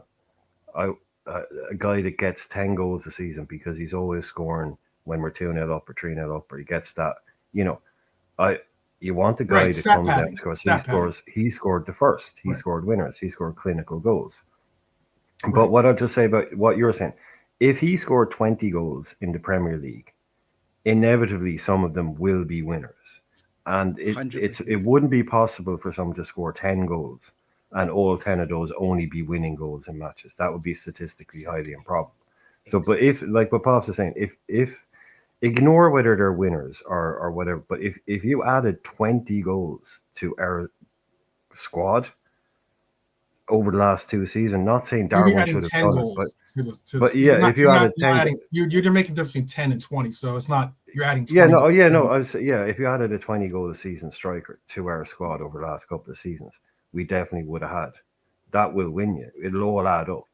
Like some of them will be winners. Like it's not like he will only score this type of goal and that type of goal.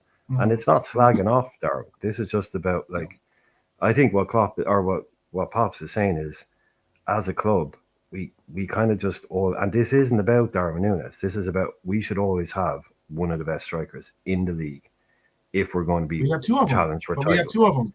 But we should have, is what we're saying. We should have one of these guys in the top 3 list. That's where we should belong. Even when we weren't that great, we had Fowler, we had Torres, we had Owen.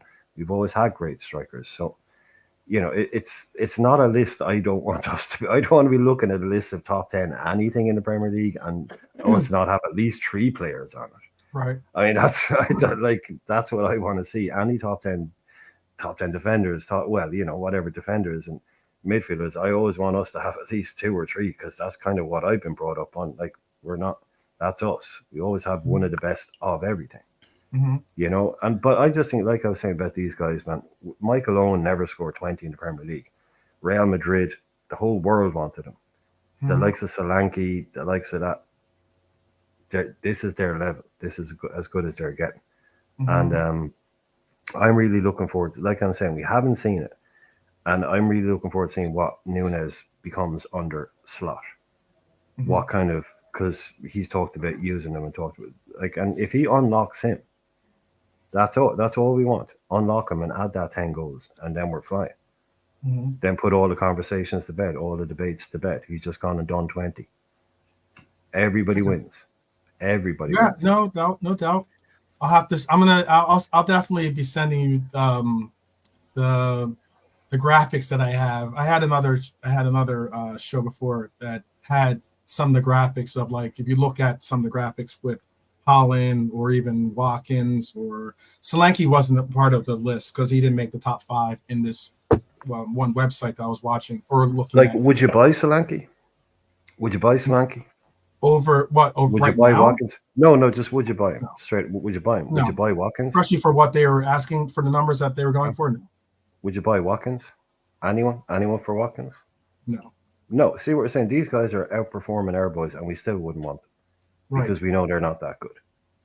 I just think that think that Núñez offers more different things. It's the same reason why, like, there could be an argument that Holland is an absolute complete goal scoring, anomaly, but yet is he a complete player? I don't think Holland creates a complete player, a complete footballer for you on the pitch, in that he doesn't offer some of the ability to provide assists or the ability to track back.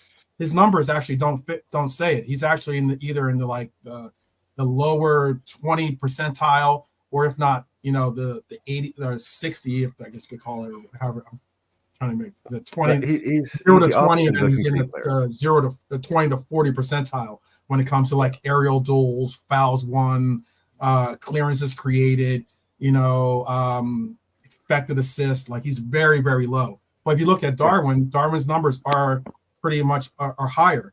Now, it also helps when you have Mohamed Salah on your right, and for some, maybe not so much Diaz on the left for some, but no, but you're asking the question: is he the complete player? He's not. He's the opposite of complete player. He's the complete number 9.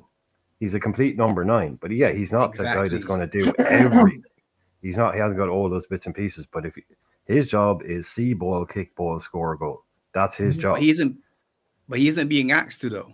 The other thing is Yeah, he this: does. He like walks at a around point like last Balotelli on season, a lunch break. I don't know about that. Klopp told Mohamed Salah not to come back, and people said, "Oh, Mo wasn't tracking back." Klopp said, "I told him not to go back."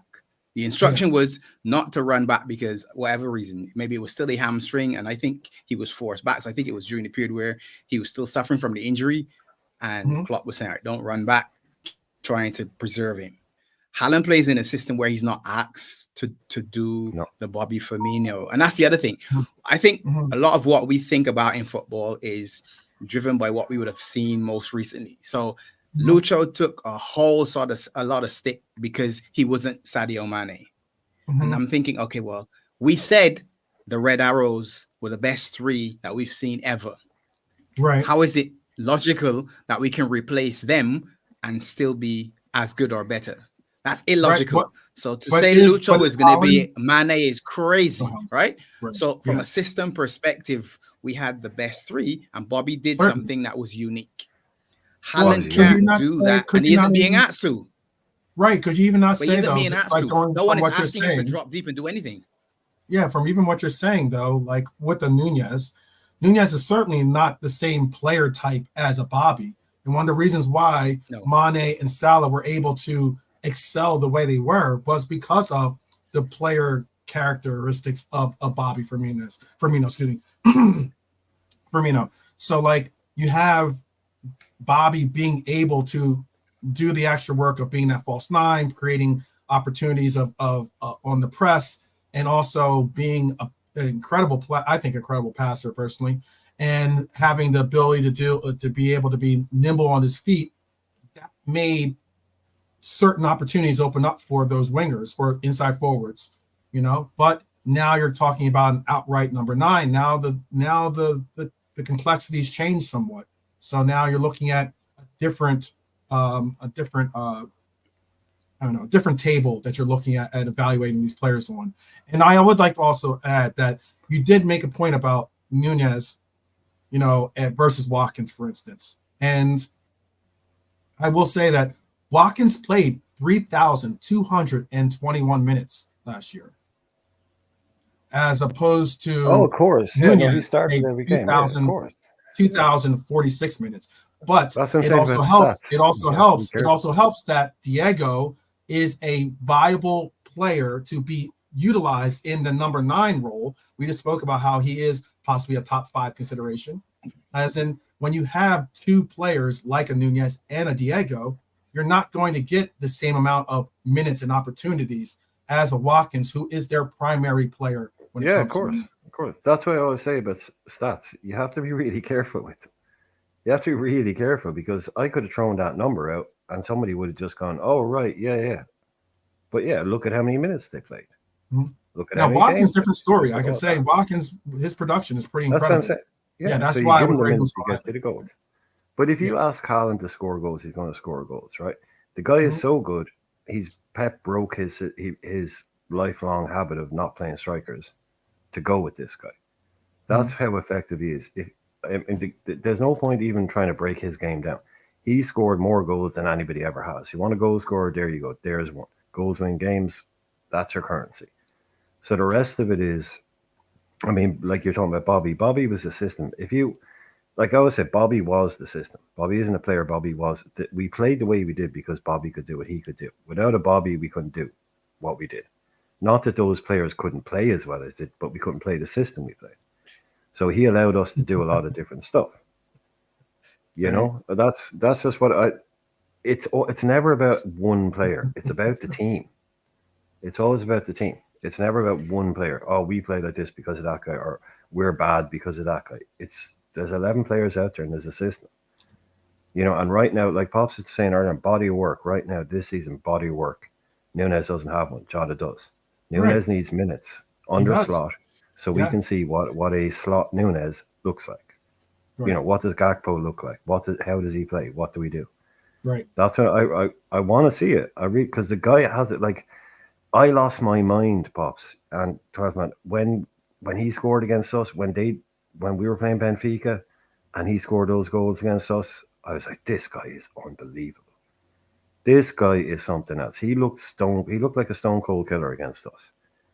And then when I found out like we're buying him, like this guy, I know everyone says Klopp loves a player who plays well against us. But that Benfica game, I just thought, this guy's the real deal. You know, I was on board straight away with Nunes because of what he did to us. You know, but if you can get that player back, 26 goals for Benfica, I think that season before us. Yeah. I'd say 20. I don't need 26. I have people, he'll score 30, 35. I don't need that. We don't need that. Just But give me 28 could it be or that give me 32 games and 20 goals. Give me that. yeah, Get and him we in- haven't get had him that back to opportunity to see that run from this striker. I But, told you, you man, know, that red card killed him. That red card momentum. He was playing really, really well. And then against he got sent off. And everyone's like, oh, what a I think bonehead. it was What a something like that. bonehead. Yeah, what an idiot. Oh, hothead thing. And that knocked him. You could see it physically knocked him. He was coming in, oh my God, I'm the star striker. I'm the new guy. And one moment of stupidity and got himself sent off. 3-game ban. That really knocked his confidence. I thought more than any injury. I thought because the press about that was really vicious. That really kind of went for him. It's like, City have bought Haaland and he scored 10 goals already, and Nunes, he's banned for 3 games. It was grist to the mill for the media. They loved it. And I really thought that knocked them back, you know, as much as anything. Well, before I don't know how much time we have with the doctor here, but I wanted to make sure I get as many questions in as possible with the doctor since we are on a visit here. I wanted to include this cool little pic here. Now, whoops. Make sure I have it up there. Yeah. This individual right here, Lord Divock, made his debut with our club on this day in 2015. 9 years ago, Divock made his debut as a Red. I know that we all have moments. It's a bloody big trophy, isn't it? It's a bloody big trophy when you look at it like that. I think they made it. It used to be. It was big, and I think they made it smaller. I want to say some of. If you look at some of the, I have a pic where we have all the 6 of our trophies. You don't want to drop that on someone's head off the bus. Am I right or am I wrong? It looks like some of them are smaller. I think they are. Yeah. I think they're smaller. Yeah. So I was going to ask you this. Both of you, and I was going to ask the chat this well. What was your favorite Divock moment? Maybe that's something we can we all have agreed that there are moments that Divock has had. What was your favorite Divock moment? Since we're also talking about strikers. Brian, do you want to go first? Or No. I won't steal you. Let Pops go. Since Doctor's our guest here. Yes. The obvious one is corner taken quickly. Corner taken quickly. Yeah. That's the obvious one. I mean, but you have to love the one against Little Arms as well, when Van Dijk shanks Yeah. And turns away in disgust. Oh, you can see him cursing as he does it. And the idiot Pickford makes a meal of it, and Divock is there just to tap it in. Yeah. But for me, I mean, 2 words, Funes Mori ended that boy. I think he could have been so much better than he was. That injury, as far as I'm concerned, ended his career. Who was he playing for? Who was he playing for at the time, Pops? Yeah, we all know where he was playing. Yeah, we all know who he was playing for. That challenge finished the Divock Origi that could have been, because he was quick and strong, very direct, and then he became more of a moments player than what he could have been, in my opinion. And I'm not saying he was going to be a world beater, because obviously you can't tell, but he had the attributes of players that you love as a striker. Saying, yes, he's big, he's strong, he's quick, he's good. And then Funes Mori just, to me, shattered him. And then from then, it was as though he accepted being the moments man. Yeah.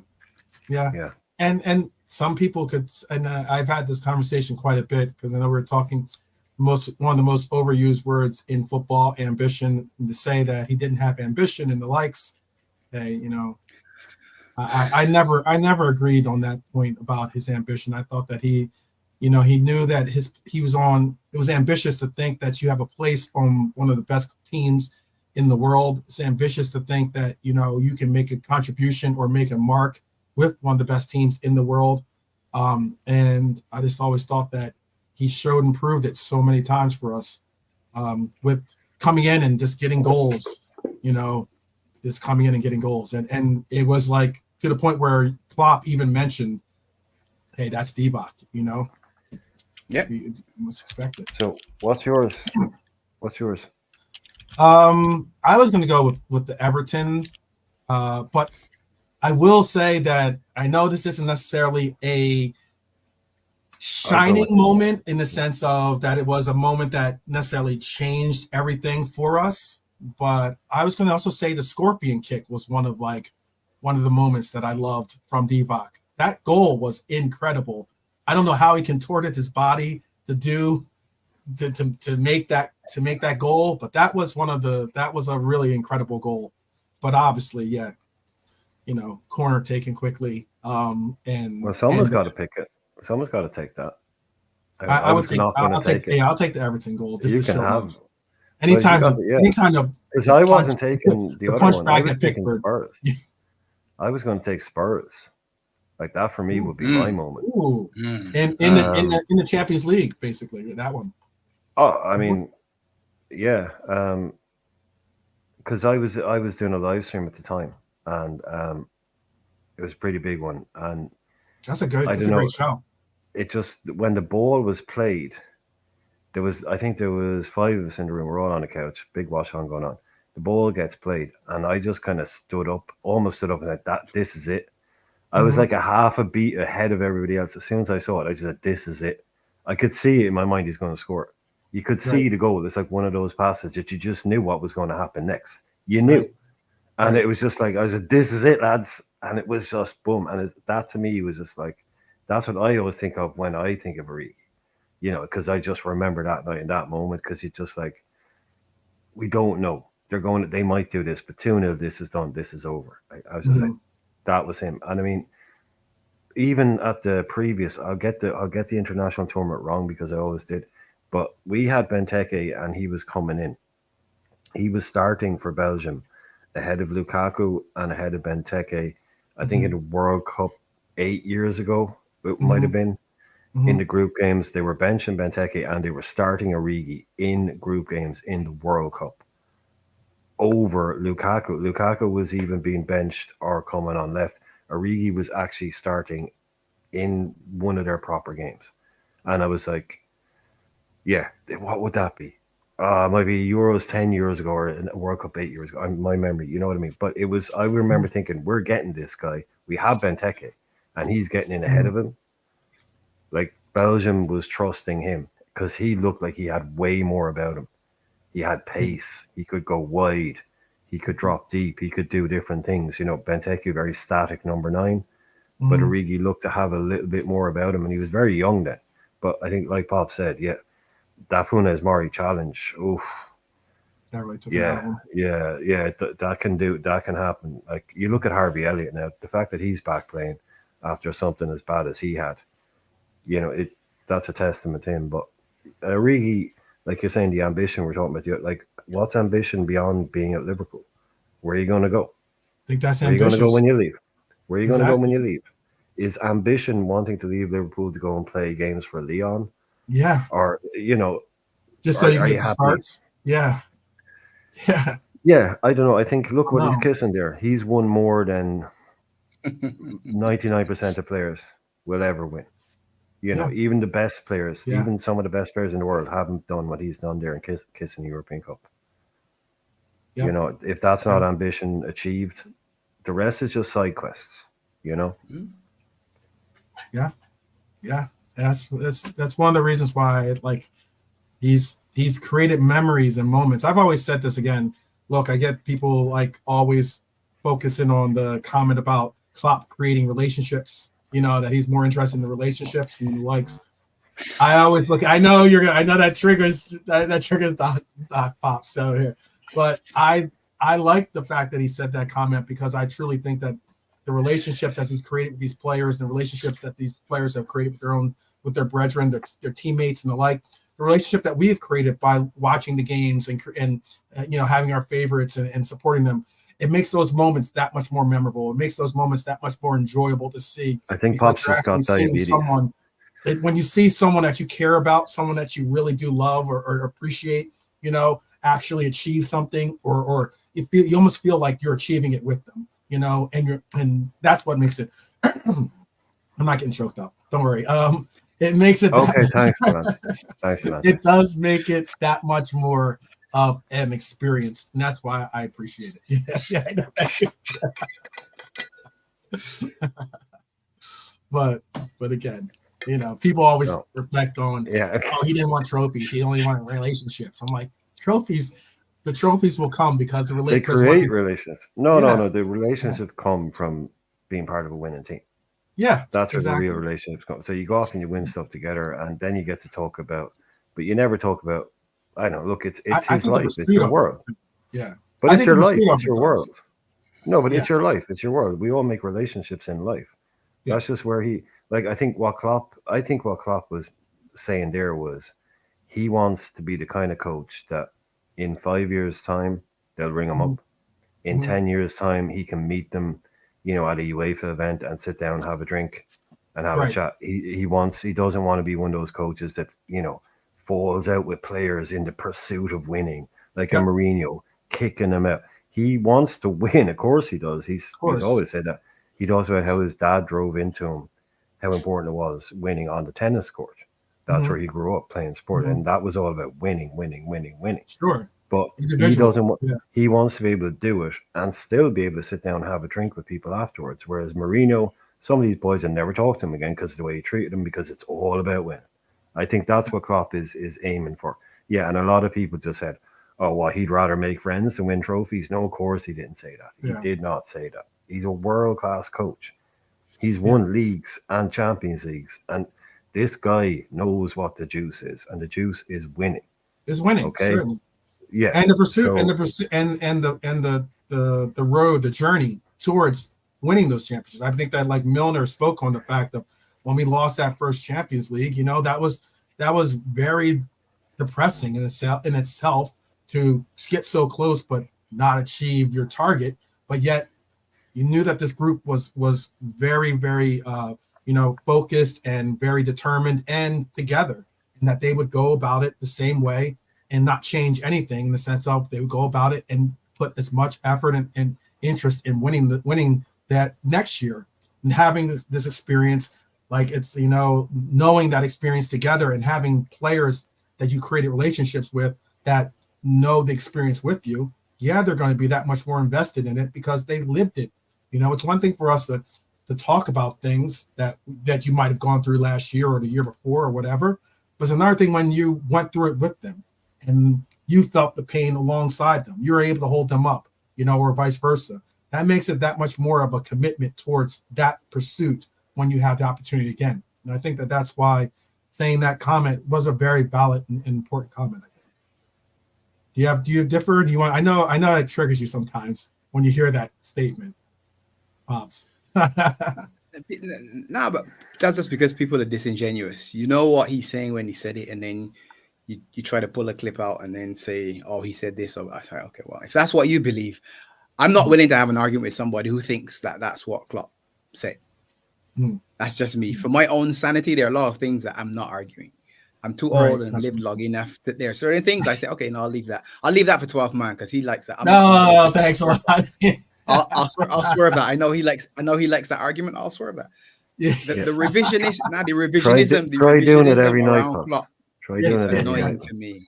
All of a sudden, all of the comparisons are crazy for me.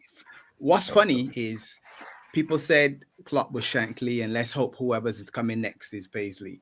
And those two are two different characters. And there was never the comparison between Shanks and Paisley, like, oh, well, he failed to do this, or he never did this, or this is better. It was, okay, this guy took us to a position, he passed the baton to this guy, and look what we've done.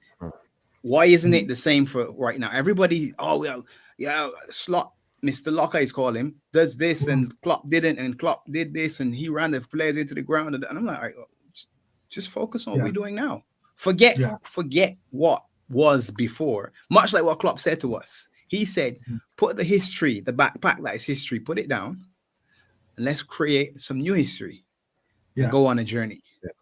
Yeah. So let's do the same thing. We did what we did. Put that down, and let's go on a new journey. Leave Mane, leave Bobby. I mean, we still got more, but leave those two. They'll always be legends. You don't have to keep. That team that won, legends forever. Right. Never a quarrel, or argument, anything. So you're not erasing them. You're just drawing a line and saying, okay, let's go. Let's go forward from now. 3 games in, we've done great. Gravenberch has been good. People in position. Hopefully, Nunes. No, he's been I know. I was going to say, did you want to bring clarity to your no, but overhyping? To me, Gravenberch is almost like Nunes. It's a similar thing. There are people who said that kid was the kid when he went to Bayern Munich. Saw him at Ajax, he was really good. When we got the opportunity to buy him, there was some excitement from some people, and I was like, oh, and just like how our fans are, for whatever reason it is, there are 2 hills, and you have to die on your hill. So one hill is I love him, and the other hill is I hate him. So when he has a bad game, the haters say, oh, I told you. And when he has a good game, the ones who loved him said, I told you. And I'm thinking to myself, all right, why does everyone have to tell everyone? I have to be right. That's the hill you die on. I have to be right. As opposed to, okay, well, it's easy. He missed a year of football. He had no preseason. And we knew being in a Klopp system, the most important time for you was preseason. So at this point in time last year, it was still preseason for him because he hadn't played football in so long, and he didn't come to us until the end of the window. So how can you expect that player? How could you expect him to have an exceptional year in a Klopp system, knowing what we know about Klopp for all the years that he's been there? Stupid for me. That was ridiculous. It could have been the same though this year, considering that the way that the schedule was lined up. Preseason wasn't going to be the same type of preseason that most of the coaches have been, privileged to take on with the Euros. He wasn't going to be in the Olympic team, but with the Olympics, the Euros, the Copas, and everything else, getting familiar with the players that you're going to be primarily focusing on in the new campaign. That is sense in itself is difficult. But he's been from a fitness standpoint, exactly. He played for Liverpool. He didn't play for Bayern Munich. So you had a player that at least had minutes on his legs, and he's an intelligent player. You said he's Dutch. Came up in the total football system. So what you're saying is we have an intelligent player with an intelligent coach in an intelligent team. Also, he's supposed to fail. No, to me, naturally, it's he will succeed. That's where you should be thinking. Then you watch and see and say, well, okay, he didn't do this or he did that. Just be measured. You don't have to love him and hate him and then love him and hate him. It's weird. To me, it's weird. And I don't know if it's a younger thing. Brian and I are kind of like the old dinosaurs, I think. When you have conversations, you listen to us, we can reference things that some people don't remember or haven't seen yet.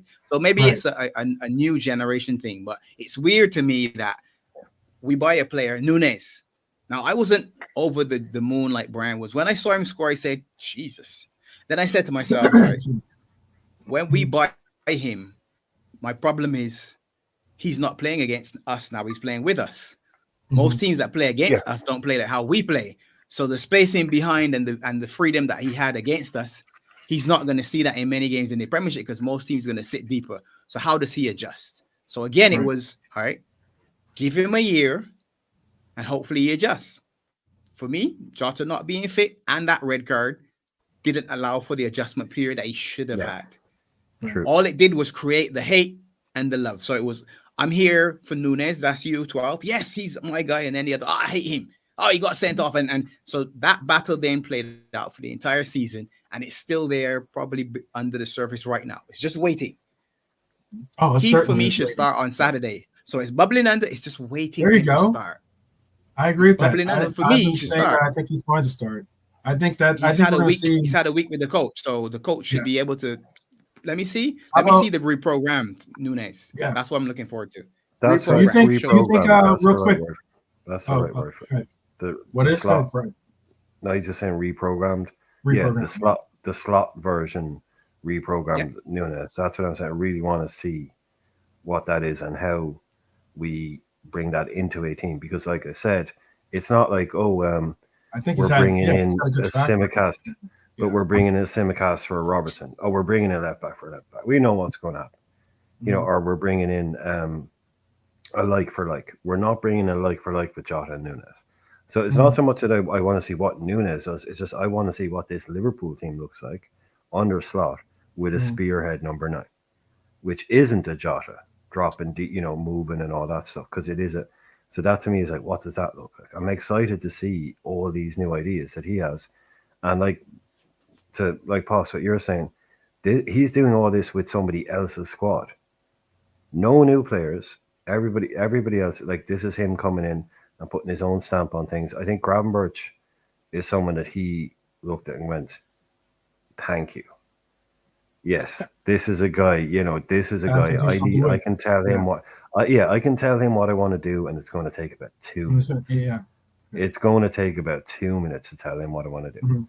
And when you're talking about that, then it's like, say, Gravenberch last season, like Van Dijk, Gravenberch, you talk about the spine of the team. Mhm. The role that Gravenberch is playing is so important. You can't be innie and outie. You have to be in the team, rhythm, playing all the time. That you're the center of that team. You're literally the center of it. From Van Dijk to you, that's where we build up from. That's where it all starts from. So Mhm. you can't be playing a game and then out for 2 games and in for a game. You have Mhm. to be in and playing it, and that's what he's getting now. That rhythm, and you see what he can do.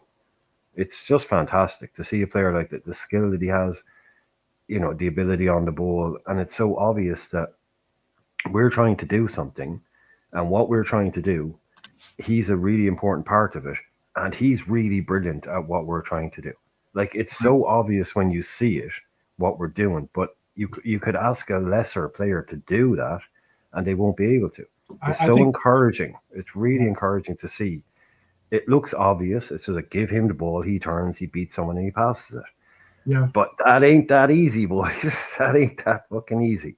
And his touch and his calmness on the ball, a total gem, a real gem. Yeah. I think it's really blossomed into. I mean, like he's now starting for Netherlands. He's now. I mean, we've seen something. I get that. Um, Pops is being measured with this praise for Grava, but yeah, I think we've seen a real emergence of a player now taking the the opportunity and making the most of it, and being utilized and being well utilized in with Netherlands and also with our club too. But we've also seen, I think, Slot utilize the new variations or unlocking new possibilities for some of these players, whether it's Harvey, whether it's not saying they weren't good before, but whether it was Harvey, whether it's been Dom, whether it's been even a resurgence in Ibu's game somewhat, um, Oh yeah, big time. Yeah, shout out to that as well. By the way, yeah. So could I ask Pops? Because Pops wasn't here earlier on. Um, what would be your thoughts? Because sorry, Trev, I was just interested what Pops would think on this. Because I was saying, and this is what I meant to say when I was talking about the team earlier on. We've had 3 clean sheets in a row, right? With the same defenders, the same defense, and we're playing a less out and out DM than an Endo or an out and out destroyer type, and yet we still kept 3 clean sheets in a row. I don't know when the last time we kept 3 clean sheets in a row under Klopp in the league was. No shade on Klopp, no shade right, there. right, right, right, But right. what are your thoughts on the fact that Slot has done that with exactly the same backline and an even less defensive midfielder holding? I mean, last season when we were doing watch alongs, I was calling for a mid block at times, not necessarily Mm, always high, dropping a little bit and then move. So what you can see from us is a gradual sort of progression to a point where we're camped in the other half, as opposed to we kind of kick it up and then just run into the other half and say go, Yeah, go, go. So it's yeah, it's yeah. it's way more measured.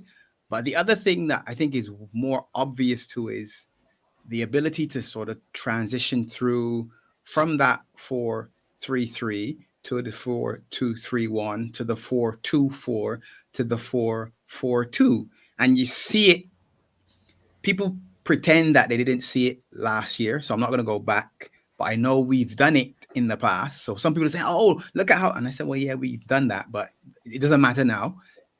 But you can see there's that transition into different systems that actually work then to help protect us in the defensive format, where it's not just Virgil and Ibu and everybody else kind of up the pitch. Mm-hmm.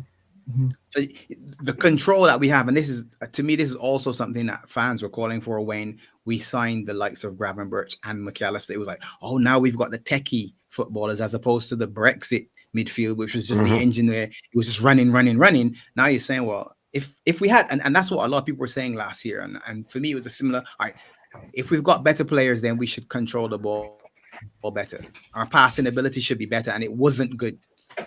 So I'm not surprised. I think 12 had asked the question in terms of, do you think, so like along the lines of rating the first 3 games, has he overachieved? For me, no. Because my expectation is this team, I've said it, is built to win. Now, yes, we might, all of us as fans may have wanted 1 more or 2 more or 3 more, whatever number more players. If we got him and whoever our fantasy is, or maybe it's just a position, whatever, we would say, yes, we definitely can challenge. For me, the team is built to win. This team is still a team that's built for winning. So if you selected this man, Mr. Locke, as the replacement, and he's a quality coach, you've got a quality team, let's go and win. So I'm not surprised. For me, 9 points on the board isn't a surprise. The surprise probably was how much we beat Man United, and the fact that it's an international break gives us a long time to keep looking at that win, and kind of some people are maybe getting too excited. For some fans, like, oh, now look at the Liverpool fans, and some of the opposition is saying, oh, wait a minute. Yeah, we said they would finish 7th or 5th, and I feel like a little idiot now because all of a sudden, Klopp, which is weird because Klopp's gone and they're done. I was like, okay, cool, no problem. I'll remember you said that, but that's fine. I'll ignore you as well, because clearly the fact that Van Dijk and Alisson and Trent and Robbo and Mo are still at the team means nothing. And don't forget, I mean, I don't like the callback thing, but there were a couple of people of our own persuasion also had us finishing outside of the top 4. Yeah, purely because Klopp was gone. Yeah, again, that's fine if you've got your agenda built. So if you've already got your agenda around Mr. Locke, which is why I don't call him his name, because I know that name is they're gonna find ways to make that work against us if anything happens or whatever. So his name means lock in Dutch, and that's the name I'm using. That's the name I've adopted for him. So I want it all locked down. That's why I call him Mr. Lock. Lock it down, and let's continue to do what we're doing. He's been locking it down for 3 games clean now. sheets. Yep. Keep doing it, and let the rest who are talking about how poor he was or battle of the bodies and Ten Hag was better than him and Ten Hag beat him in Holland, whatever the agenda was, continue to write your agenda. I'm here to support this team. This team is a good enough team that we've got a good enough system in place, and we're lucky with injuries. That's the key thing now. If we're lucky with injuries, we'll be in this. Yeah, we'll be in it. Well, I've been stressing the point. Have the golden touch, doesn't he? Injury wise, I mean, so yeah, far. I've been stressing that was one of the major reasons why, knock on wood, this coach was brought on. I got into a back and forth with Mike Doss out there because of this, because he's always Mr. Negative. So I'm Mr. Positive. So we're going at it. And opposites pushing against one another. Yeah, I saw you. Repelling one another. That was funny. I was watching that. The irresistible force meets the irresistible force, immovable object. Yeah, exactly. Yeah. But it is something that you have to keep in mind that, this coach was, if you get in the middle. Yeah, one coach was picked. This coach was particularly picked for the fact that he's been able to keep a better track record with injuries. All teams are going to have injuries. I'm not saying there's not going to be any injuries, but he's had a better track record of managing minutes and not being scared to sub players out because he wants to manage those minutes, despite the fact that those players might have, certain egos or the likes. And that's why I'm looking forward to it. Speaking of real quick, because I know we're on the tarmac here, real quick, do you see possibly McAllister, because of the injury concerned over this past international break. I know he played in that following game, played a few minutes, and he played like 20 some odd minutes, close to 30 minutes. But could you possibly see McAllister being rotated and having Curtis Jones rotated in? I know you spoke on Nunez possibly. I think Nunez will get an opportunity, especially since he didn't play on the international break because he got to stay back in Liverpool. I think he'll be more like suited to have this be his opportunity to start for the rotation. But could you possibly see McAllister be rotated? And I think for Curtis Jones, I have Curtis Jones coming in for his rotation. But maybe you have another player like an Endo playing in his legs. Did CJ train all week as well? Was he at the AXA all week? Yes, he was. Good shout, man. I agree. Oh, okay. Usually, right. no, sorry. No, I agree. Usually during the international break, if you got players that stay behind, obviously get the benefit of working that extra week or whatever, 2 weeks with the coach that the international players don't. So if you're a man on the fringes or somebody just coming back from injury, it's a good opportunity for you to show that, yeah, I'm fit again. And the other thing is, oh yeah, you can actually do that. All right, cool. So Forest at home, and again, no disrespect to Forest, but if I'm looking at Forest, honestly, for me, I've projected that they'd be one of the teams towards the lower part of the table this season. So if CJ and or Nunez can't have an impact in a game at home against Forest, when are they going to have one? Yeah, you're going to need them at some point during the season. So to me, this might be as good a game as any. Wouldn't be possibly the only concern I would say is that sometimes, players see this as, oh, well, this is my opportunity. It might not come. It might be a game or two or whatever before I get this opportunity again because of the rotation and the likes. And maybe you press a little bit too much. I saw that for Cody last year when he got back from his injury. I thought personally that Cody was pressing. He was kind of pushing for trying to make a contribution, trying to make a goal, trying to make a big impact too much so that it wasn't really like the game was coming to him. He was like trying to press for the game in a sense. And eventually he did get into the flow of things later on in the season. But I'm hoping that that's not the case for either of these players. I think as it stands, the coach has his 11. As it stands right now, I think he has 11 and says, yeah, I'm good with these guys. That's not to say the other 11 are done, but the ones that are on the pitch right now, to me, each of them have their starting shirt. So he's the whatever, that's the 11 starters. So this is the window where you have to see, all right, how am I going to rotate through my second 11 with my first 11 as we go into Europe and the Cups and play 3 games a week for the next few weeks. So that's, again, it's one of those great start. All looks good, but it's only 3 games in. So let me see some more now. This is over to you. Go ahead, bro. But do you think, sorry, Lazar. Pops and that's like I was saying earlier on, Slot can take that bulletproof vest off now, if you know what I'm saying. With these 3 wins and these 3, do you think he's, if you get the analogy, is he safe now in terms of people who were on the fence or people who were undecided? Or I know the people who were the haters are the haters, but people were like, oh, I don't know about this guy. Is this enough? These 3 wins and these 3 clean sheets? I guess it depends on how strong your doubt was from the beginning. So if you were a doubter before, you had to be brought into believing, maybe now you're just neutral. If you started neutral and you're already in a positive position, then you're saying, well, there was never a need for a bulletproof vest for me. And especially you go to Old Trafford and you win 3-0. And not just the 3-0, the manner that we beat them. And yes, they're rubbish. So the less time we spend talking about them, the better, to be honest. But they are rubbish. Let's be honest. They were eighth. They were 20 plus points behind Arsenal, was it? So the gap between us and them, we should have killed them last year and we didn't. That's our own fault. That's down to us. we did what we should have done last season. That's all that happened to me. And when I looked at our first 5 games, I said, yeah, optimistically 15.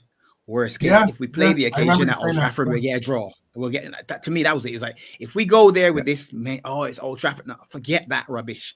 Beat the crap out of these men because they're crap. They're rubbish. They're the worst United that we've seen in the history of the Premiership is this one that we're seeing now. This is the worst. So he's done the job. He's done the job. If you're a hater, you're going to say, oh, yeah, but they're crap. So he'll still need the bulletproof vest. Well, if you were a hater at the beginning, if you were a hater, you're going to say, oh, it's the Tractor Boys, it's the Bees minus Tony, and it's a crap United. Yeah, they were at Old Trafford, so I'll give him 1 point for that. I'll give him 1 point for that. So now it's Forest, so we expect. So depends on how you want to paint it. Yeah, it's Forest at home. So this is the one. We have to win this 4 or 5-0 now. If it's only 2-0, oh my God, 2-0. So I don't know. Can anyone in the chat name the last year that Liverpool lost to Forest at home? Can you name the year? But most of us weren't even born. I'll put it that way. It's been a long time. If you switch out those 3, right? If you switch out Ipswich for last season, that's Luton, right? Luton, we needed a Diaz late header to draw. Brentford smacked us up last season, I believe. Yeah. At one point. Yeah, and what did Man United do to us? Broke our hearts. No, what did we do to ourselves? What did we do to ourselves? Yes. And what have we done with those 3? Those are 3 totally comparable results. A high-flying, newly promoted team at their ground, Old Trafford away, and Brentford at Anfield, and we've totally we've wiped those results from last year, and now we have a Forest team. And I've been saying, rotation will happen and changes will happen, but for me, that 11 at the moment is picking itself, and that's a beautiful thing. That is a beautiful thing. Yeah, to be able to just go put him out there and then just go, right, what happens next? If this guy, Jota comes back with a sore ankle, okay, we do this, but there's no ripping it up. There's no need. We've got our smooth running machine right now. It's early days. They'll get tired, but not yet. These boys aren't tired yet. So I would love to see us do what we did when we won the league. By the time we got to late September, before anybody knew it, we were like 9 points ahead of everybody else because we just put the foot down. Yeah, let's do that for a few weeks, then make some changes, then get funky, and then get difficult, then do whatever you want to do, but don't be messing around in the league. Put the foot down, and before anyone notices, Liverpool are 6 points clear. That's what's going on here. Yeah. There's another 4-lettered A name. Guy that's harsh, Nolante. That is harsh. Nolante in with the B word. The B word. I was just gonna say, my statement that I was sticking with was that I was hoping that this coach could emulate what Ange, another A-list A name, what Ange had done for Spurs, which is initiate some obviously energy, some new inspiration, or some new just a new fresher breath air into the team. They rode some of those games they should have lost, but they ended up pulling out wins in those games. They brought up a lot of Spurs fans out of the woodwork with coming out with chests saying they're going to win the league. Got to fill that new ground, Joe. Got to fill that new ground. Yeah, but I was just saying that if we could get a little bit of that, obviously new coach bounce. But the difference I thought between our club and Spurs is that we have more depth in our club, and it showed that once Spurs saw, injury to Madison, or, injury to here or there on their lineup, they started to falter and try to hold tight. For us, we had injuries, but if we can find ourselves a little bit further up the stream, I think we can make a difference. Maybe we should buy Pedro Porro. No, not even close. Llanate is making a point, and Llanate is being kind of, what's the fly in the ointment or the vinegar in the whatever. But he's saying like, no, and it's true. Look, it's not going to be golden pastures every week. No, it's not. We will lose some games, and it's Yeah, and what he's saying there is that's the next challenge. How can you, as a coach, come back from a couple of bad results and bad press? That's your absolutely. next challenge. Absolutely. So that'll be really important to see as well. But I'm not worried. Yeah, we don't have to. No, but that's but even me. Yeah, I know, but pops. Basically, what I'm saying is, I don't have Brendan vibes from this right. guy. I had Brendan vibes from Brendan. I don't have Brendan vibes from Arnie Slot. He may not be the next Paisley that follows Shankly. He may not be the next anything. Hopefully he's just Arnie Slot for a few years, and that's all cool. But I don't get, oh, please don't do an interview. Please don't put a microphone in front of this guy. Please, he's going to do or say something really stupid. I don't get that. I think we're in very, very capable hands with this guy. He may not be the next Ancelotti Mourinho, but I think he is going to leave us in at least the same place he took us over. He's not going to. We're going to be at least the third best club in England, if not second or first. Or even mess around. Mess around. Get that trophy. Why not? Why not? Yeah. No, he's going to get triple double, as they say, right? There you go. Yeah. He doesn't give you those worries. I see you doing the trend. Yeah, get him locked down. You're talking about the lock. Get Trent locked down. Get Trent locked down. Priority number one.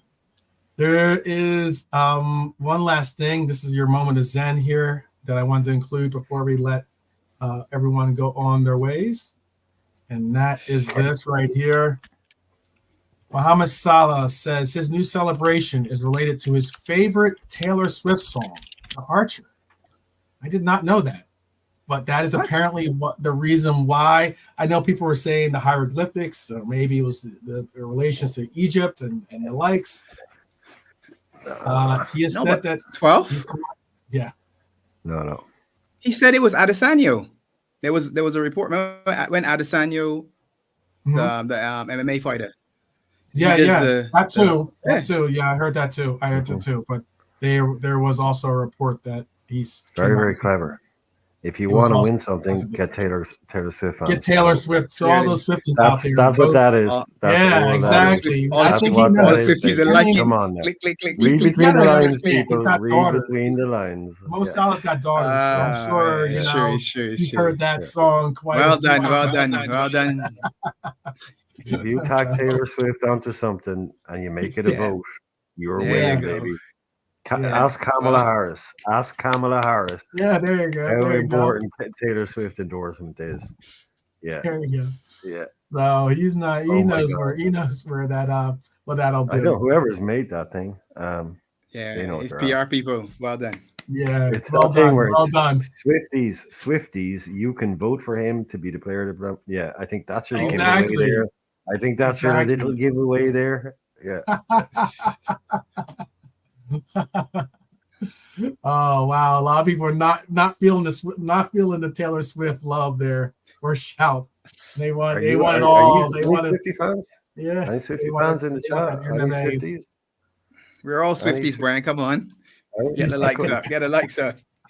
I just know the Christmas tree song. Yeah, exactly. This is a pro Swift. Oh yes, sorry. Yeah, this is a pro Taylor Swift channel. Yes, exactly. There we go. Exactly. They got the Chiefs as well. Modern day Bob Dylan.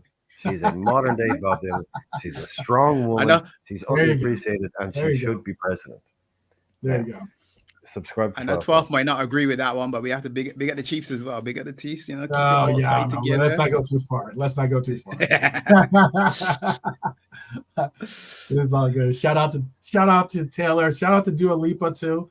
I saw a funny thing about Trent and Robbo were in the car. I don't know if you saw this clip, but Trent and Robbo were in the car, and Trent was telling a story about how his mom rang him up on the phone and was like, "I heard you're going out with Dua Lipa.